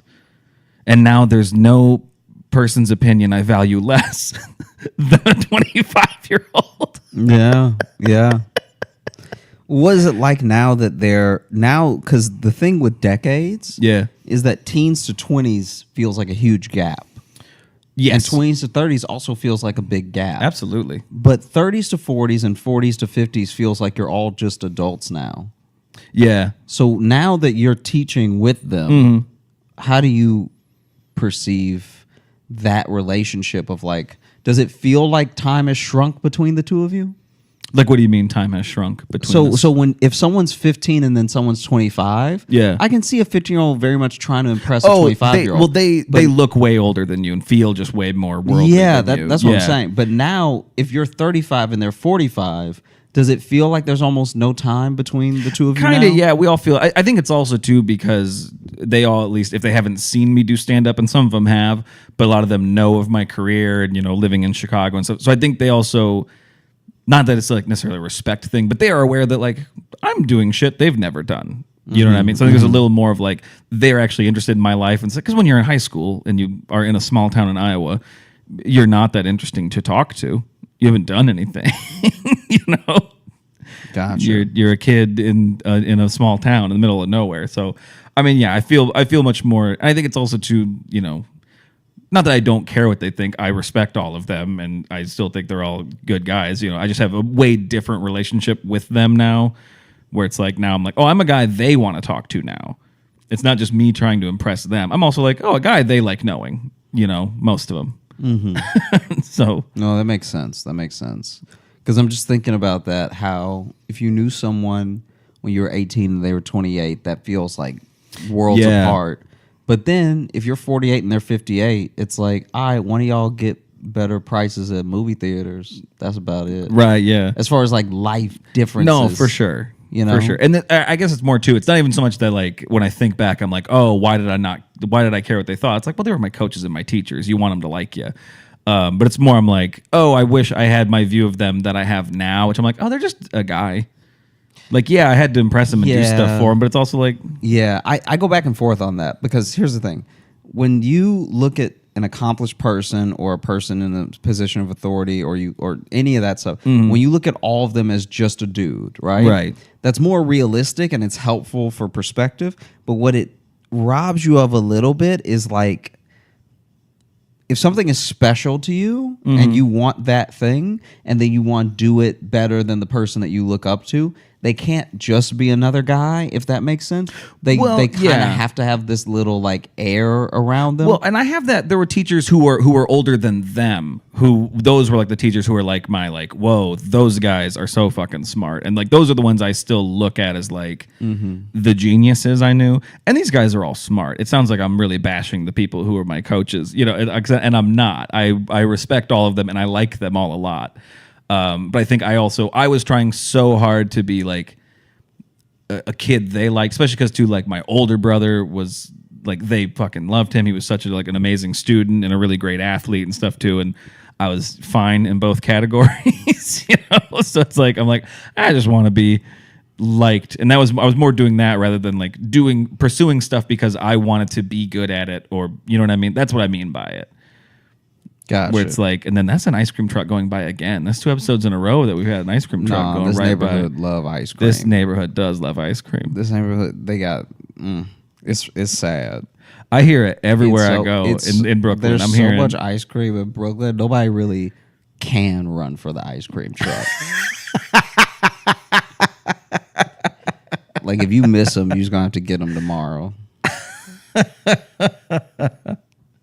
I mean, it sounds like they go slow. So, because I hear them in just one block for a long time. Yeah, I remember one time the ice cream. What truck. did we just talk about for a long time? Was I rambling about my coaches? Yeah.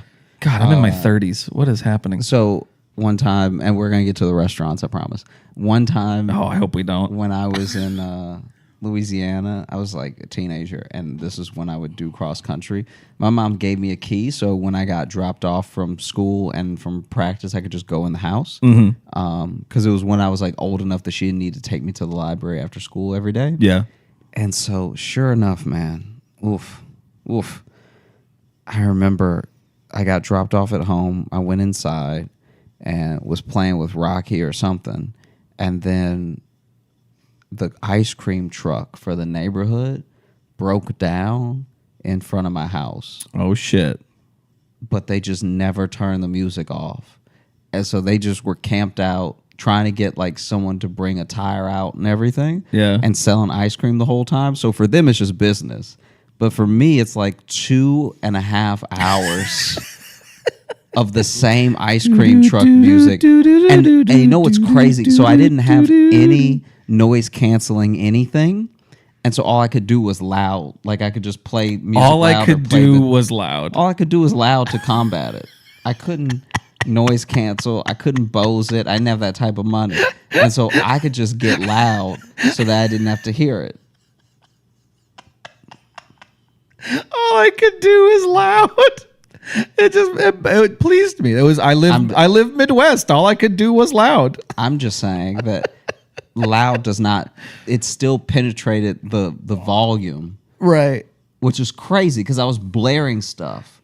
Because after the first 20 minutes, I'm like, man, I hope that, because they had clearly broken down. Like you saw the guy, Right. His wheel was in a weird position and he was like not quite out of the street. I wonder if there's something like scientific to the music of those things. Like if they're at a perfect frequency that they can cut through anything. Yeah, I mean, whatever it is, it should be illegal because it's so infuriating. I was getting so angry. And the first 20 minutes, I was tolerating it because I was like, that guy's probably having a hard day. Like, I was actually trying to be empathetic. Like, Right. that dude's probably having a hard day and everything. And then after, like, the first 40 minutes, I was like, he's at least got to turn the music off, right? Like, I can't be the only one. Like, I even looked out the window at my neighbor's house to see if anybody else was looking out the window to see if anybody else was, like, stressed about Surely this. the neighborhood is infuriated right Yeah, I was now. like, surely these people don't love ice cream so much that they need the music while they lick the cone. It's not special. Then I can just go to a store. I was You getting know? furious. And then after the first hour, I was like, I need to do something. And so I had little earbuds, but they were terrible. They were like the cheap earbuds. Well, and even just because how old were you? Like 13, 14. Yeah, see, at that age too, like earbud technology was not great because even the early like good earbuds hurt your head. Yeah, they really like stretched that. You be walking around with some loose ears. Yeah, they were Yeah. not built for ear shape Yeah. at all. They didn't realize it. They were just was- so it was- excited that music came through the wires that they were like, leave it. Yeah, cram these circles into your ears. And so that didn't work because even though I was listening to music so much it was hurting my ears, I could still hear the like, hello. And so then I was like doing a hum on top of the music. So that I did that. So I was just like, the entire time the music was playing. And it was still cutting through. This is like the telltale heart of ice cream. Yeah, you truly lost your mind there. And then I was like, with earbuds and blaring music, screaming to yourself.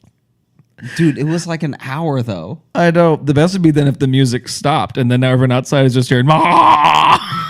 And they're like, oh shit, turn it back on. Nah.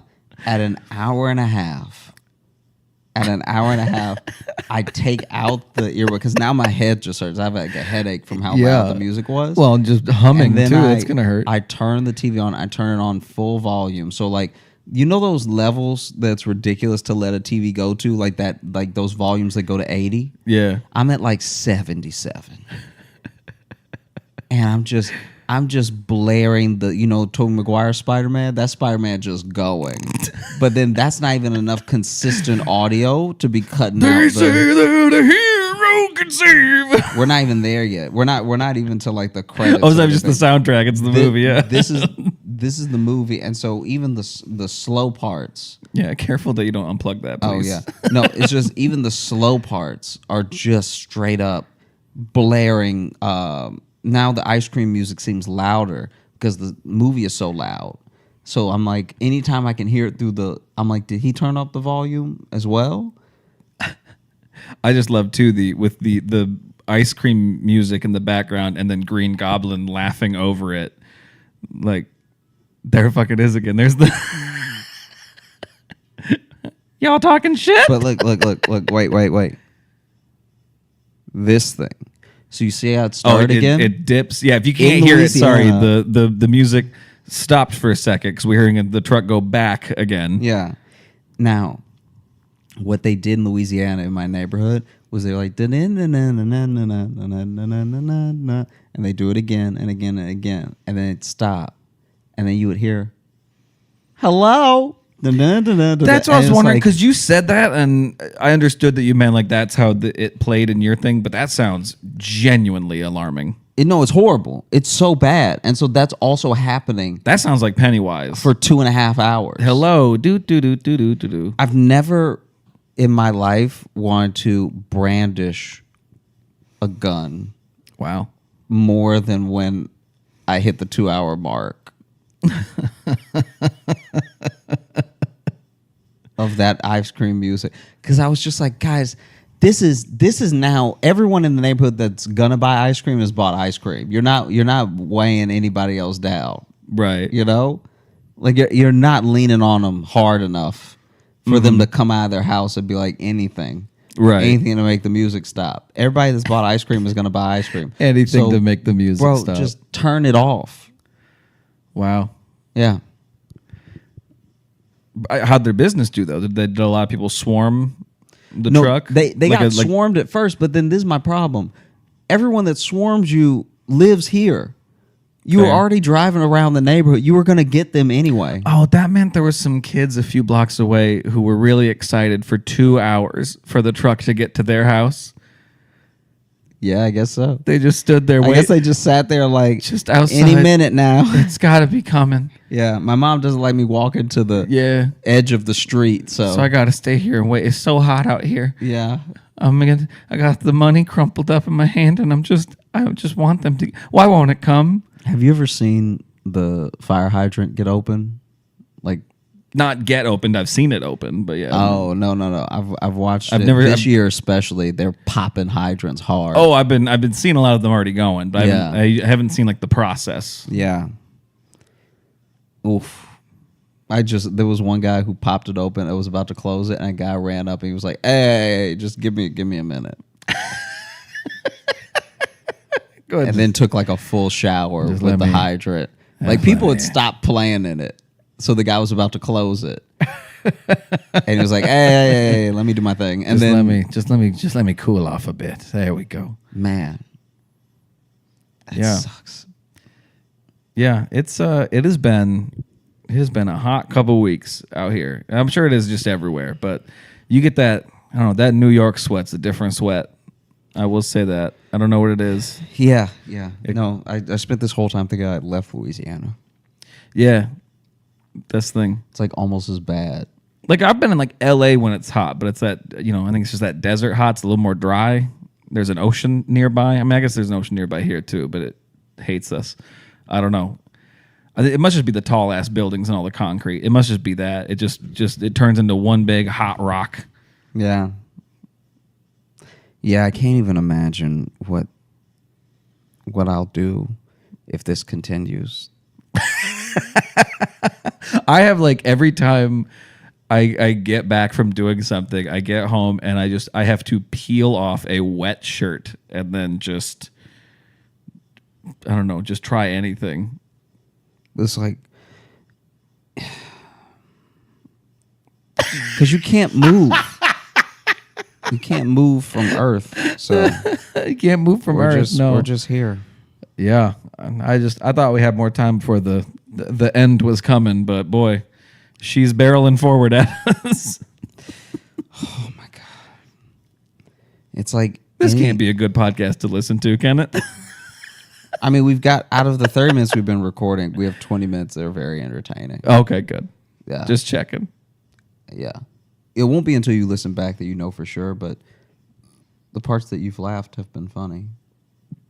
I know. I was just joking because it's just us constantly being like, oh, it's so hot. Yeah, but it's also hot for them listening. That's true. That's true. If they listen to this in the winter of 2023, it's going to look like a misstep. It's going to look like, wow, they really cared about what was going on in their life at that moment. Yeah. Always check the date of the podcast episode you're listening to just for some general context. You know what I mean? Mm-hmm. It's like when I was like finding new podcasts to listen to, and then you that started a few years back, and then you catch up to like 2020, and it's always like the show changes completely. And everyone sounds a little more confused and sad. And I'm like, oh yeah, that's how we were all thinking then. Yeah. It's so hot in here, I'm almost positive every one of these plants is fake. That's a good point. There's no way they're alive. No, that one's definitely fake. Probably those ones too. That one, I mean, yeah, that one looks plastic. Yeah, for those of y'all who can't see, which is everyone watching. Because even if you're watching, they're off camera. There are 5 plants in here, and I'm almost positive that 4 of them are fake. And the only reason that bothers me is that... Well, I'm not watering them, so I hope they're fake. No one's sneaking in here to give them water. I don't like the stolen valor of fake plants.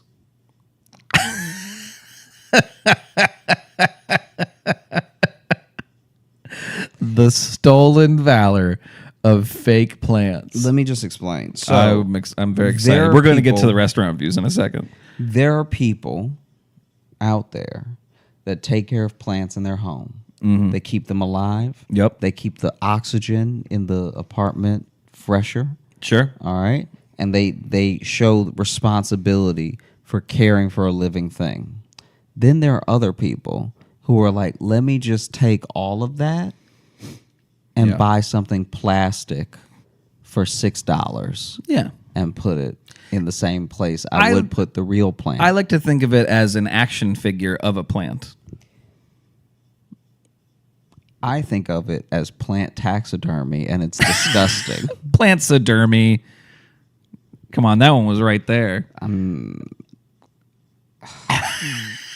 knew you were going to hate that one, too. Honestly, if the seat on this futon wasn't backwards and I wasn't sunk it in, I would get up right now. Say if I had any strength at all, I'd storm away. Yeah.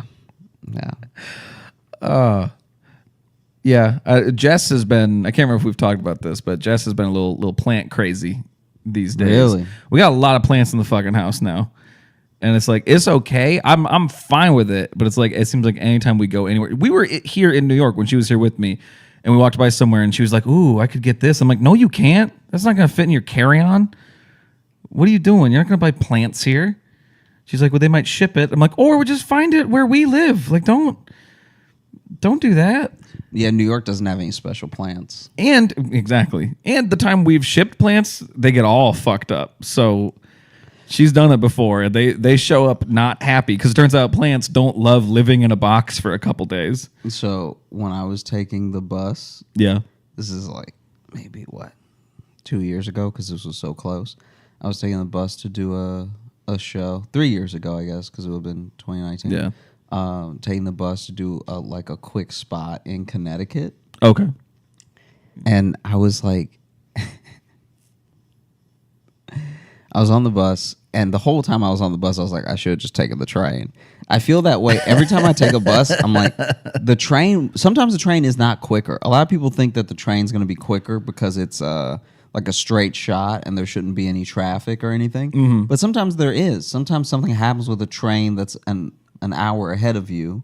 And it's the only one path it can really take. It's the one path you can take. So then it does delay you by 30 minutes or 45 minutes. Like, it's a misconception that the train is just always on time. They love to be on time, but they're not always. Right. Anyway, I'm on this bus, and there's this grown man handling a bag with a bag in it of fish, right? Of like live fish. So he's like clearly gone to a pet store and bought some fish. Right. And I don't know where exactly he's going, but he's in New York getting on the Connecticut directed bus. So he's at least going to be riding for a while. God, I hope this doesn't have the same ending as the bag of soda, man. No. That'd be a bummer. No. But then the guy with an umbrella gets on the bus.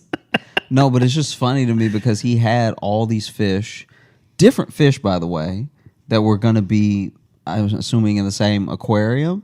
And he was like an aisle over from me. Mm-hmm. And so I was just like casually looking in the bag as he was handling it because he kept adjusting them. Like he kept like putting one that was at the bottom up at the top and like taking them out and putting them back in and stuff like that. And I was taking.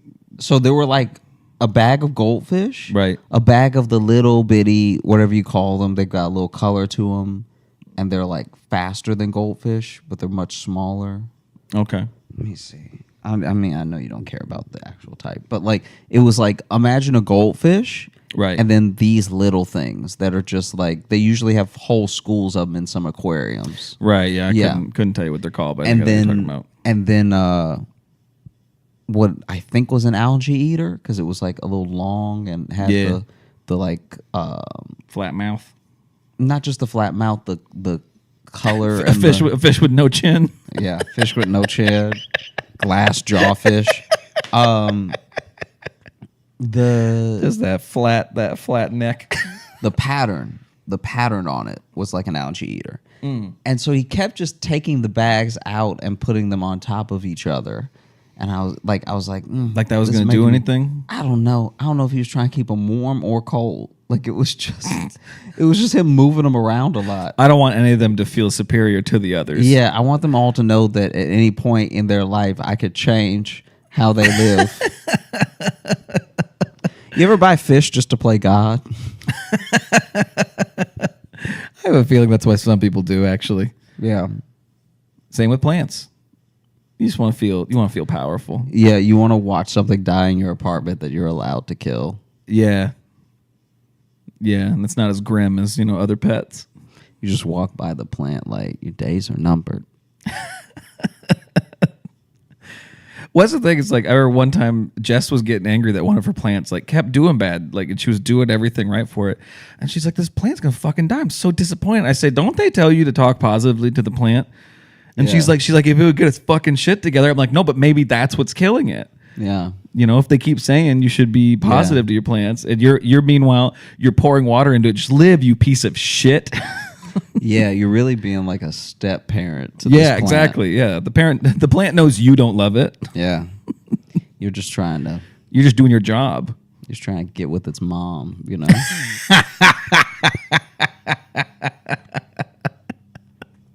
Yeah, I sat down with our cactus and I said, "You can call me Dad. Yeah. I'm not trying to replace your dad. Your dad cactus. Your dad tuss." Yeah. Those are one of my favorites now that I'm like getting a bit older. I have friends who are dating people with kids for the first time. Oh yeah. And one of my favorites is You ever date anybody that had a kid? nah. Okay, me neither. Nah, but I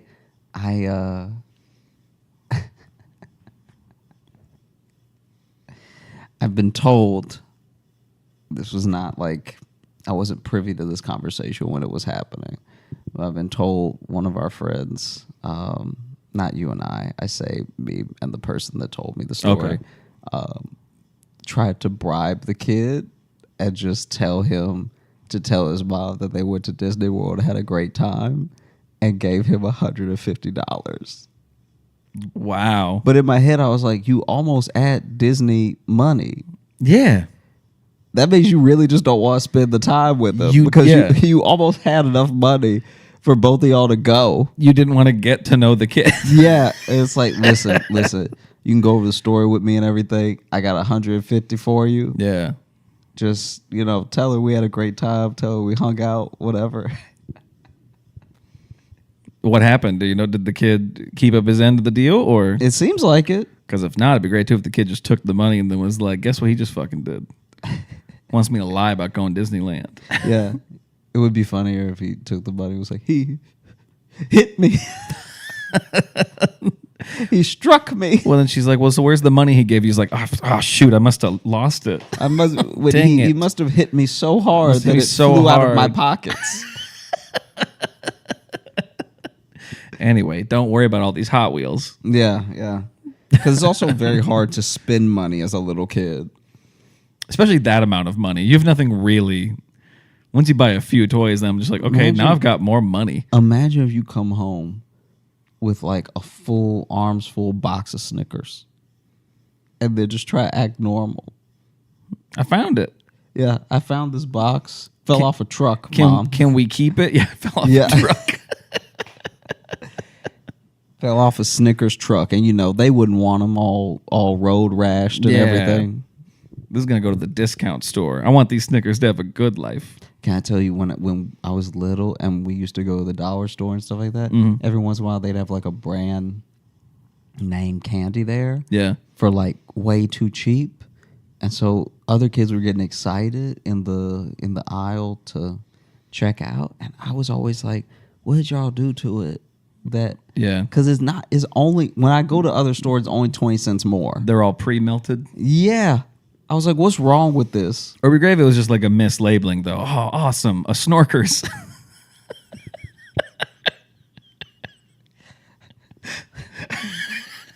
It's like, oh man, Mom, can you give me that Twiddlers? I can't wait to eat this Malky Walks. Yeah. Wow. This chocolate is so spicy. This Herschel's bar does not taste good. Give me a handful of Scuttles. Yeah. Scuttles would probably be fire though. Scuttles, I bet. Yeah, Yeah. Scuttles sounds like Yeah. the people who lost the lawsuit to Skittles that actually came up with Skittles. Yeah. Like someone tried a Scuttle and they were like, I'll just take this home in my mouth without chewing. And then Yeah. they just spit it out at home and try to figure out the recipe from there. Right, yeah. A Made Scuttle is made with real fruit. It's Yeah. actual fruit flavor. Yeah, but that's too expensive. So they Can't do it. went with what? Titanium dioxide.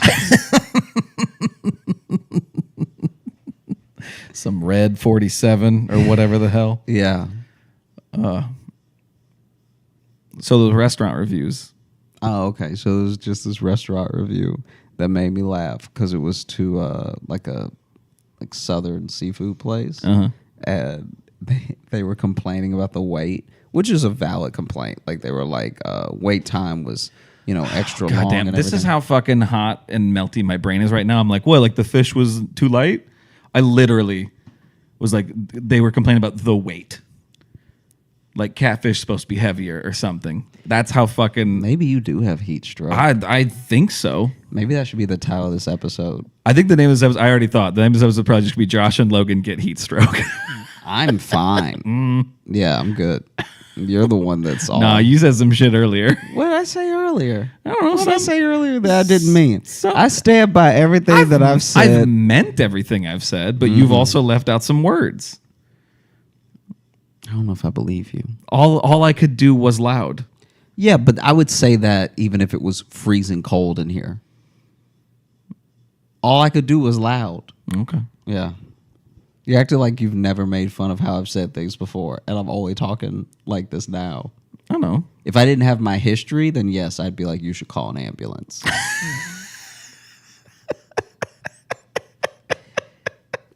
But because I talk the way that I talk, this is par for the course. So, yeah, they were complaining.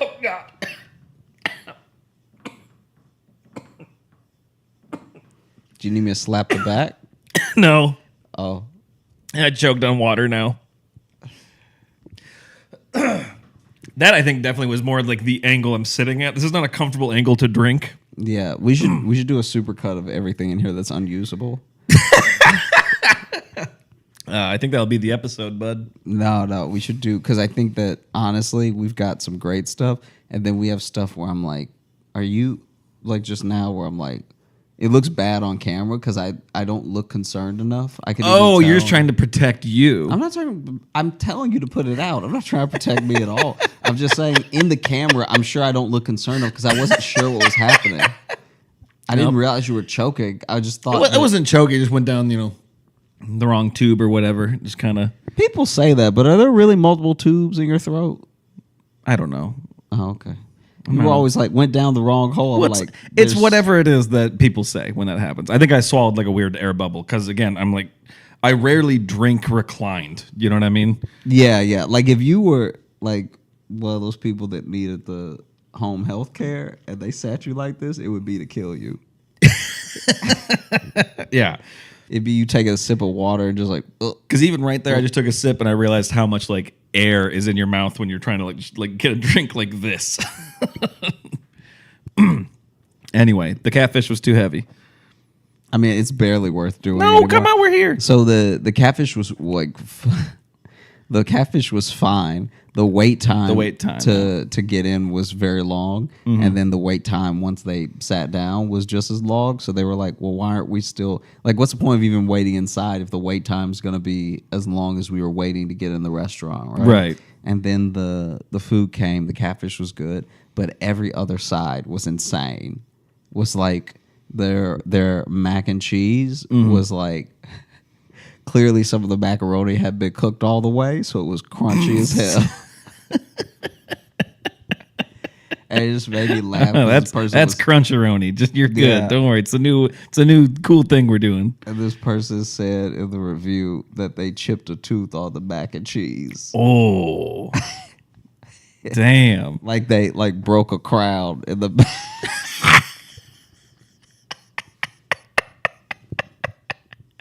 Because the mac and cheese was like they it's not like they ate the whole thing. Once they realized that it wasn't like a freak thing, they were like, "Oh, I'm done with it." But then they took, obviously you take a spoonful, you're very hungry, you've been waiting for, an hour and a half or more. And so as soon as your food comes, you start digging in. Yeah. And they bit into this like very undercooked mac and cheese. And just that's great. Lost a little bit of dental work with it. We thought you ordered it rare.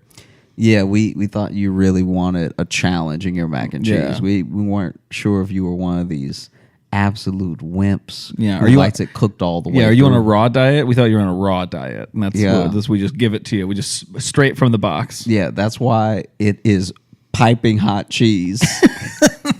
With not even cooked macaroni. Oh, man. Yeah. Did you have another one, or was that the whole? No, I mean, that was it. Good, okay. Yeah. I liked it. Then I think we, as much as we didn't get to the review, it took up the perfect amount of time, I think. Because now, we can open the... And you talking about how we both have heat stroke. I didn't say I didn't have it worse. All right. It just seems like between the two of us, if one of us needed attention, it should be you first. Oh, I agree with you 100%. Don't help him. No, I'm just saying, if we Uber to the hospital right now, I'd be like, hey, my friend is not doing well. And the simple fact I was able to explain that to you means I'm fine. I am not disagreeing with you. Mm-hmm. I'm just saying we both need an IV, I think. What have I done? I like that you're a fiddle. I like that we spent most of this both so healthy. complaining about how hot and uncomfortable we are, and now you're pretending like everything's great for you. I'm not saying everything is great. Almost everything is great.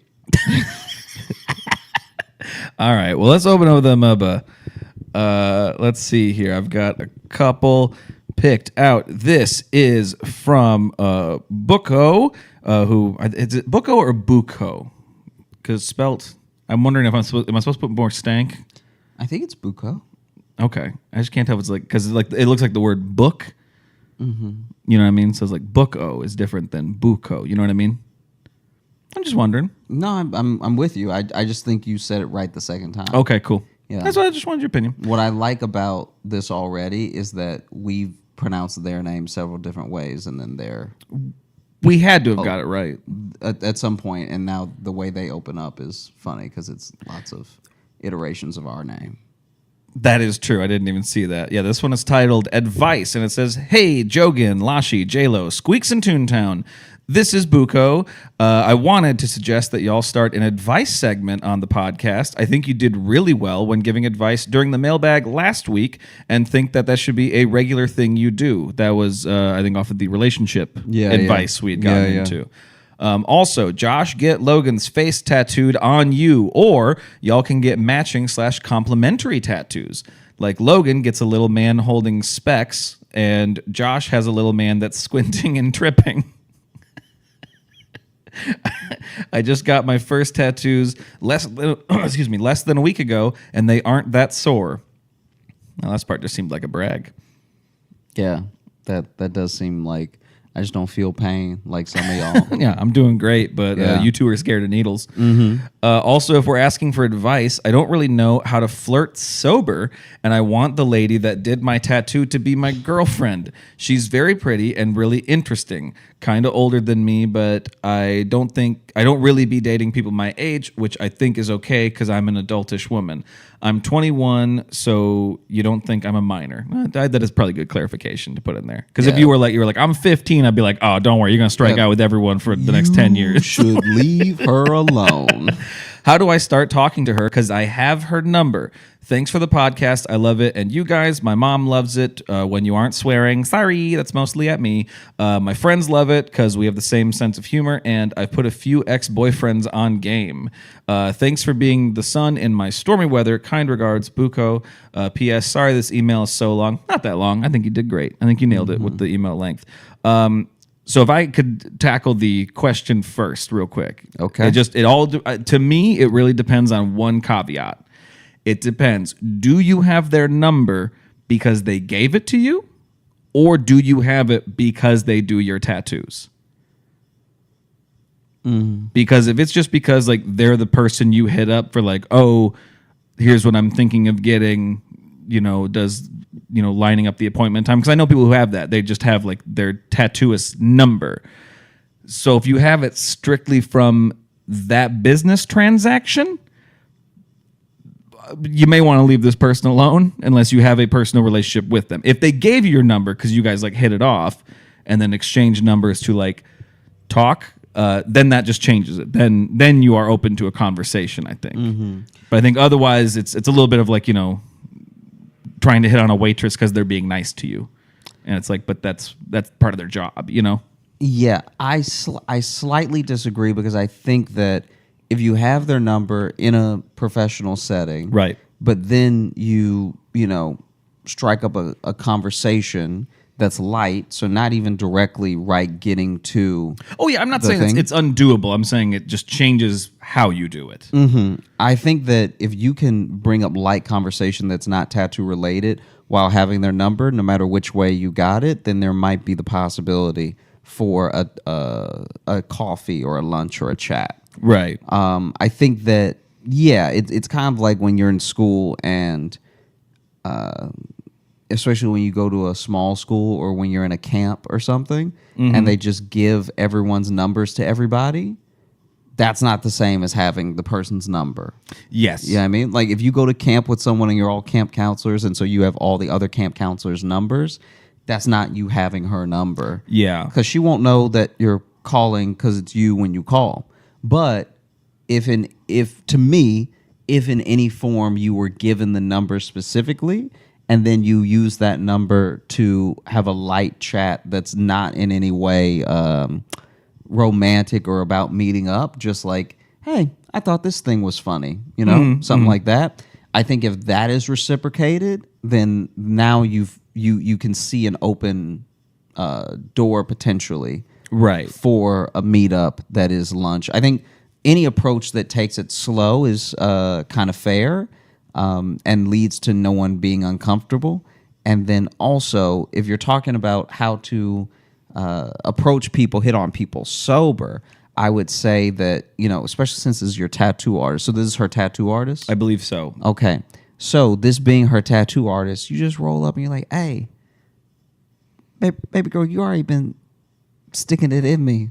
Jesus Christ. What? This entire time. Don't say that. Don't say that to them. It's nothing you haven't seen. All right. We would just be doing what you do, but a little slower. You've already been in me and causing me pain. We basically married. Yeah. Let's do this together.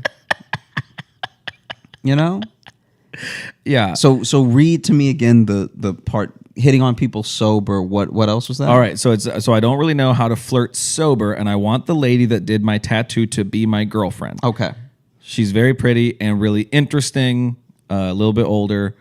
How do I start talking to her because I have her number? And again, I think if she gave you the number because you guys were like chatting and exchange numbers for even whether dating and or just a friendship, then I think you're open to just, friendly conversation. So my thing as well, when it comes to approaching people sober, I think that people who need to do it slightly tipsy or with like a little bit of that liquid courage or forgetting and overthinking, that these are just people moving through the world like you. So I understand the intimidation because I've had to approach anyone that I've ever approached sober. You know, I've had to ask anyone out that I've ever asked out sober. So I get that there's a little bit of a fear of rejection, and then there's a fear of embarrassment. But on the other side of that thing, even if it were to happen, is just you knowing where you stand now, which is better than wondering and hoping and overthinking and everything.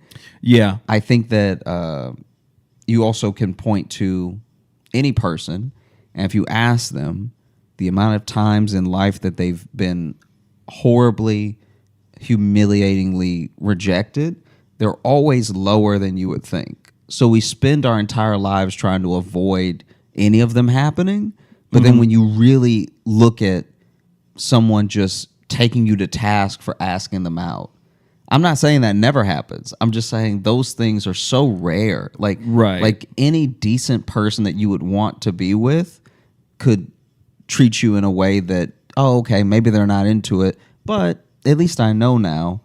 Yeah. The fear that we have about approaching people or flirting or like being, our intentions being misrepresented, always through our imagination take such a worse turn than they usually do in real life. Well, I think it's because, too, the hardest part about approaching sober, and I think this is why a lot of people like to do it with liquid courage, because it does literally give you that, like, confidence, because one of the hardest things is being confident in yourself. And that's what it always takes is, like, what is the part of you you're most confident in, the most part of your sense of humor that you're like, I think I'm actually funny in this way, or blah, blah. It takes a long time, any of us, even us as comedians, takes a long time before you feel like really comfortable just being yourself in the world. And that's why I think a lot of people like having that liquid courage, because it kills some of those. Not so much that it gives you courage, it just stops some of your, I don't know, practical thoughts of maybe about being too much. You know what I mean? I think is more what it is. So it's like, and I know especially like 21, like not saying you don't know who you are, but that's a tough age too, to sometimes, because you're still just kind of acclimating yourself to like out on my own adult life. You know what I mean?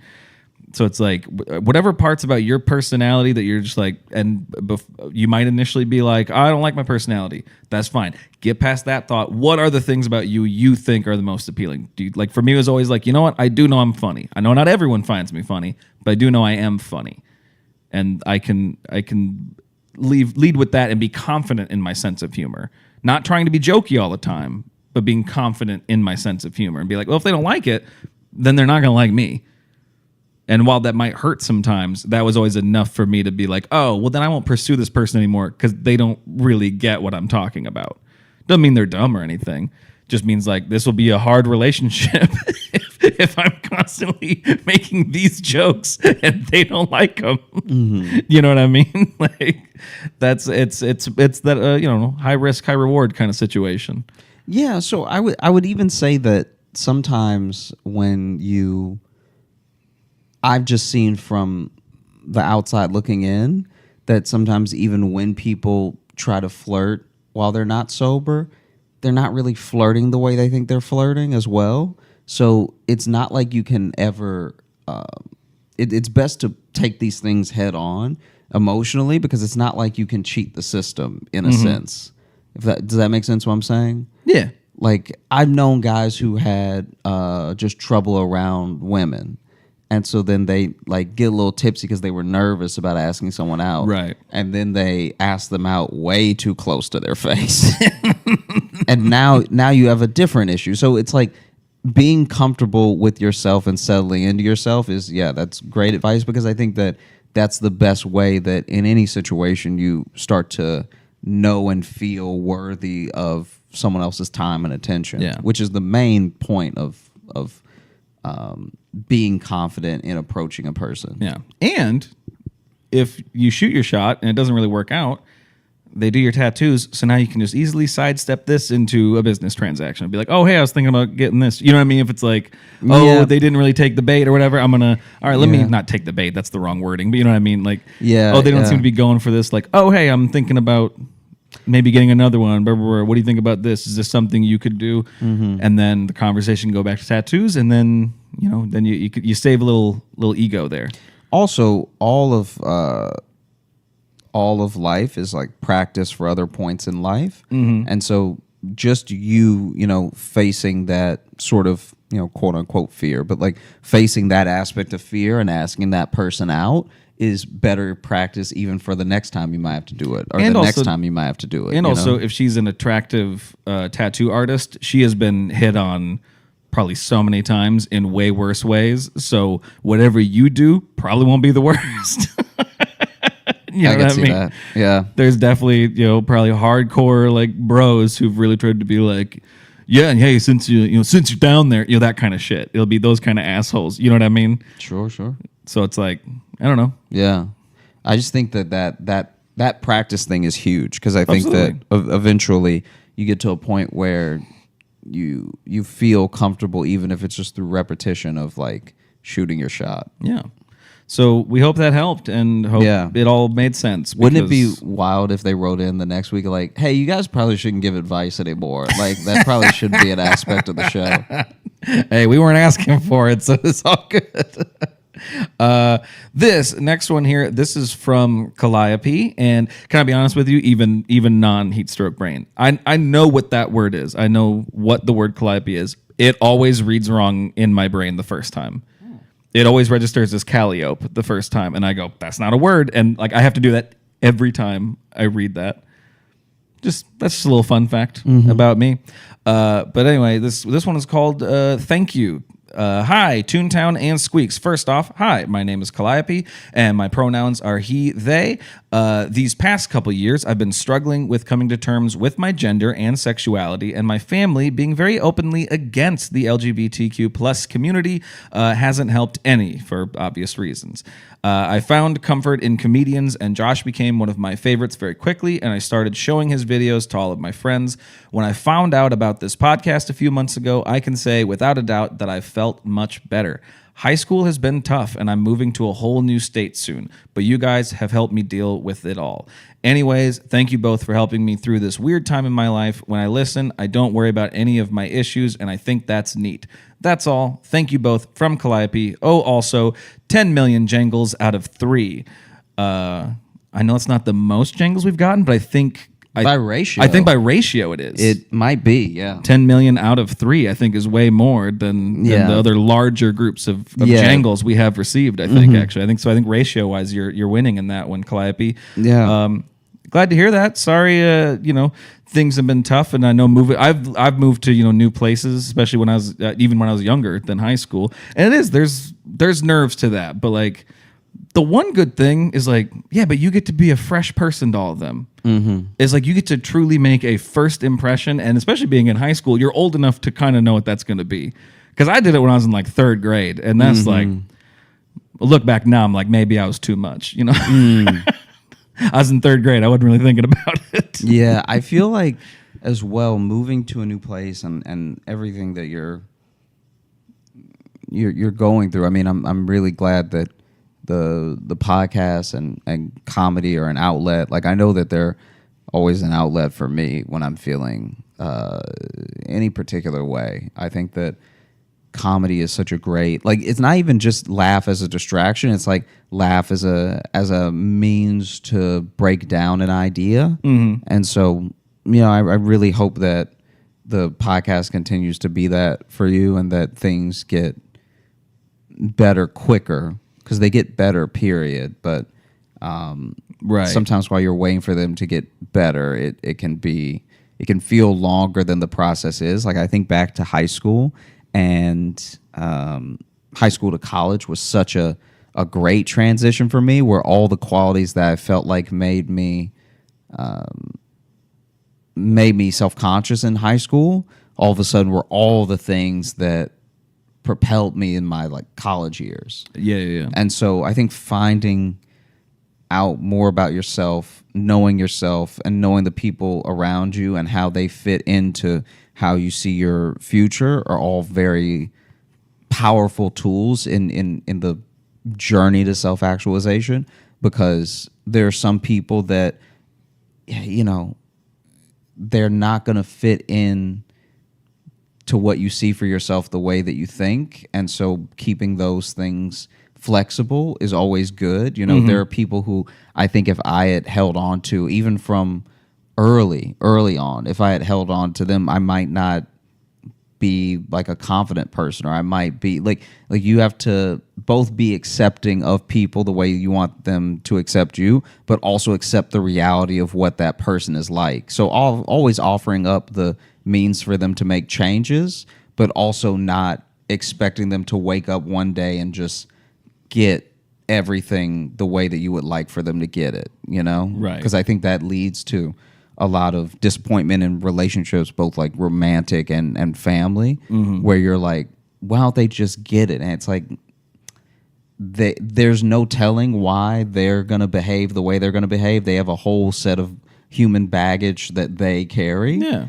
But I think that all you can do is learn more about yourself every day and find positive outlets. And I'm glad that we can be one of those things. Yeah. Yeah. And also in return, thank you for sending in that message, because the people that send those messages saying like this show helps them, makes them feel better, it's that cyclical thing, wasn't it? It makes us feel better about doing it and knowing that like while we're fine if it is just us sitting on a couch talking, it's nice that people get something out of it. So it's this fun thing where we all boost each other by being a part of it. You know what I mean? Grandma's couch talking that we're clearly being held captive at. That we're making the best of our hostage situation. Yeah. Let's read one more. This one says, this is from Sierra, and I'm reading this one mainly because it's July 28th in Philly, which this episode will come out July 28th, and we will be in Philly. Okay, wow. And so, hello, Concussed King and Wedding Wanderer. I like both of those. Those are pretty good. Yeah. The Wedding Wanderer sounds like a Game of Thrones thing. A little bit. I've emailed before, was there during a live show where we talked about school lunches, and you got to see Josh in New York City earlier this year. Oh, and they got to see. That's a picture of y'all, it looks like. Oh, sweet. There we go. But yes, I do remember the one we talked about school lunches on the virtual live show. But my birthday is July 28th, which would be today. So happy birthday. Happy birthday. And imagine my surprise when I heard that both of you are performing in Philly that night. I bought the tickets immediately after they were announced for the front row. And because it's my birthday, my friends and my boyfriend are being forced to come. So I hope they have a good time. Yeah. It would be wild to see like two people having a good time and then three other people like just I hope to have a chance to talk to you both after the show, especially because last time I was really anxious to talk to Josh, like he was going to ignore me or something like that. I don't know. Anyway, I'll be more prepared. My question is, has Josh gone roller skating before? And if he has, is he any good? I've recently bought my own just as a hobby, and I'm okay, but when I go, there's always this old black man and his friends who synchronize skate, which I find a little cheesy and cute. Please take no offense, but I feel like that's Josh's future. Can't wait to see your show. P.S. I've shaved my head since then, and I'll be overdressed because it's my birthday, and I'm not letting the fact that it's a Thursday night hold me back. Also, I'm unfortunately the pale one. Oh, in the photo. Okay, I know you're gonna do it your birthday. Please do not show up very drunk. If you reserved your front row ticks, please don't make us have to handle you. I have been roller skating before. How'd it go? I roller skated, then I roller bladed, and I've been several times, and none of them have gone particularly great. I'm definitely one of the, like wallflowers at a dance. Mm-hmm. I'm definitely one of the rink flowers, the rink grabbers. You know, the people who hold on. A real rail grabber. Yeah, because then sounds like an insult. The rink that we had near me, the closest one when I was younger, had a rink that had the sort of was the actual partition called? Like the rink is the actual partition between standing and the right. The little half wall, whatever. So the half wall stopped at the wall. So then it was almost like a big oval with a little bit of wall where there was no half wall. So it was essentially you would grab the half wall Oh, the okay, entire gotcha. way. And then But then the railing would like stop. Like the railing would stop once it got to the wall. Gotcha. And so at least some of the rink was flat where you really had to just skate. Just you And that's clawing at a wall. always- Ah. And that's always where I fell. I would just slide down the wall whenever I got to that part. Yeah, I roller skated a little bit as a kid, but I was never a confident skater. My brother was like a roller blader, and that I never could really. I was never confident enough to stand on those, and then I haven't tried in a long time, especially stuff like that. Ever since I got my really bad head injury, slipping is not a thing I'm fond of. So crack my skull once, shame on you. Floor, crack it twice, shame on me. Didn't really crack my skull, but Yeah. let's end the show. Thanks so much for listening to the Josh Johnson Show. We had a great time recording. I hope you had a great time listening. If you are We looking did to not catch, have a great time recording. no, this was fun. It You didn't was have fun? I'm kidding. I was Oh, okay. talking about us being hot. Oh, yeah. Some of that's gonna go. It has to. What's gonna be really funny is us kind of talking about like pretty much trashing ourselves for going on and on about it. Yeah. But then we have enough time recorded that you're gonna cut some of it. So then someone's gonna be like, "What are they talking about?" I might leave all of it. Who knows? They like when we're real. They won't like this level of real. There's literally just a thing of you choking. That's too real. I know, but that's such a great escalation of where we were at. You know what I mean? So it's hard to wrap up the You your should outro. just keep the choking and cut everything related to heat would be very funny. Because there's just me. I didn't look concerned enough on camera. So can you choke again so I could fade a little bit of like, oh no, my friend. Oh no, what is happening to him in his esophagus? You very quietly said, "Do you need me to pat your back?" Yeah, because I didn't know if you were laughing or if because my head was down when you took the sip. Right. I didn't even know you had water in your mouth. Oh. And so I just see you like hunched over like, oh. So then I'm like, do you need me to pat your back? But then you were like, no. That was good. It was So just then water. how do I help you? Do you want the Heimlich from the water? Because I wasn't choking. I was just, I forgot how to swallow liquids for a Yeah, second. yeah. That's all. And then there's I nothing. remembered. But I should still have looked more concerned because I really kept the same face And, the that's the thing. entire And time. I'm not cutting it because you didn't look concerned. If anything, I'm going to punch in only on your face to show how much my friend didn't care. It's not that I didn't care. I was just confused. Imagine if you were in an office building right Go now. and finish the fucking show. No, just hear me out. Imagine if you were in an office building right now and I fell off of the roof, but then you just see me whiz by like, yeah, and like you'd be confused. Is that a bird? No, that was me as I screamed I'm past saying the window. that's me in the office. Oh yeah, is that a bird? Yeah. And then it's me, and so you look confused. But if we punch it on your face, you're like, he doesn't even care that Josh fell off a whole building. That's all I'm saying. I get if you you. were looking to catch up with us on any of the socials, you can find me at Josh Johnson Comedy on Instagram, Josh J Comedy on Facebook, at Josh Johnson on Twitter, and Josh Johnson Comedy on TikTok and YouTube. We're going to be posting clips of the show. And if you're looking for Logan, You can follow me on Instagram at Logan M. Nielsen. And if you want to get into the mailbag like all those wonderful people there, that's joshjohnsonshow@gmail.com. Send us compliments, questions, whatever you want. We love getting them. You can also join our Patreon, patreon.com/Josh Johnson Show. We have bonus podcasts. We have bonus videos. We have access to past live shows at a certain level. And then this will be coming out the day after our Brooklyn live show. So I'm just going to say, if you were there, thanks. Thanks for coming out. We hope it was good. I'm going to go ahead and assume it was. okay. Wasn't it great? I love making memories with all of you.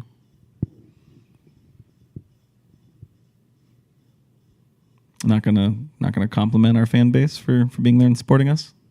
Well, you're saying you hope it's going to be great. I just know it's going to be great, so I didn't say anything. Oh, okay. Yeah.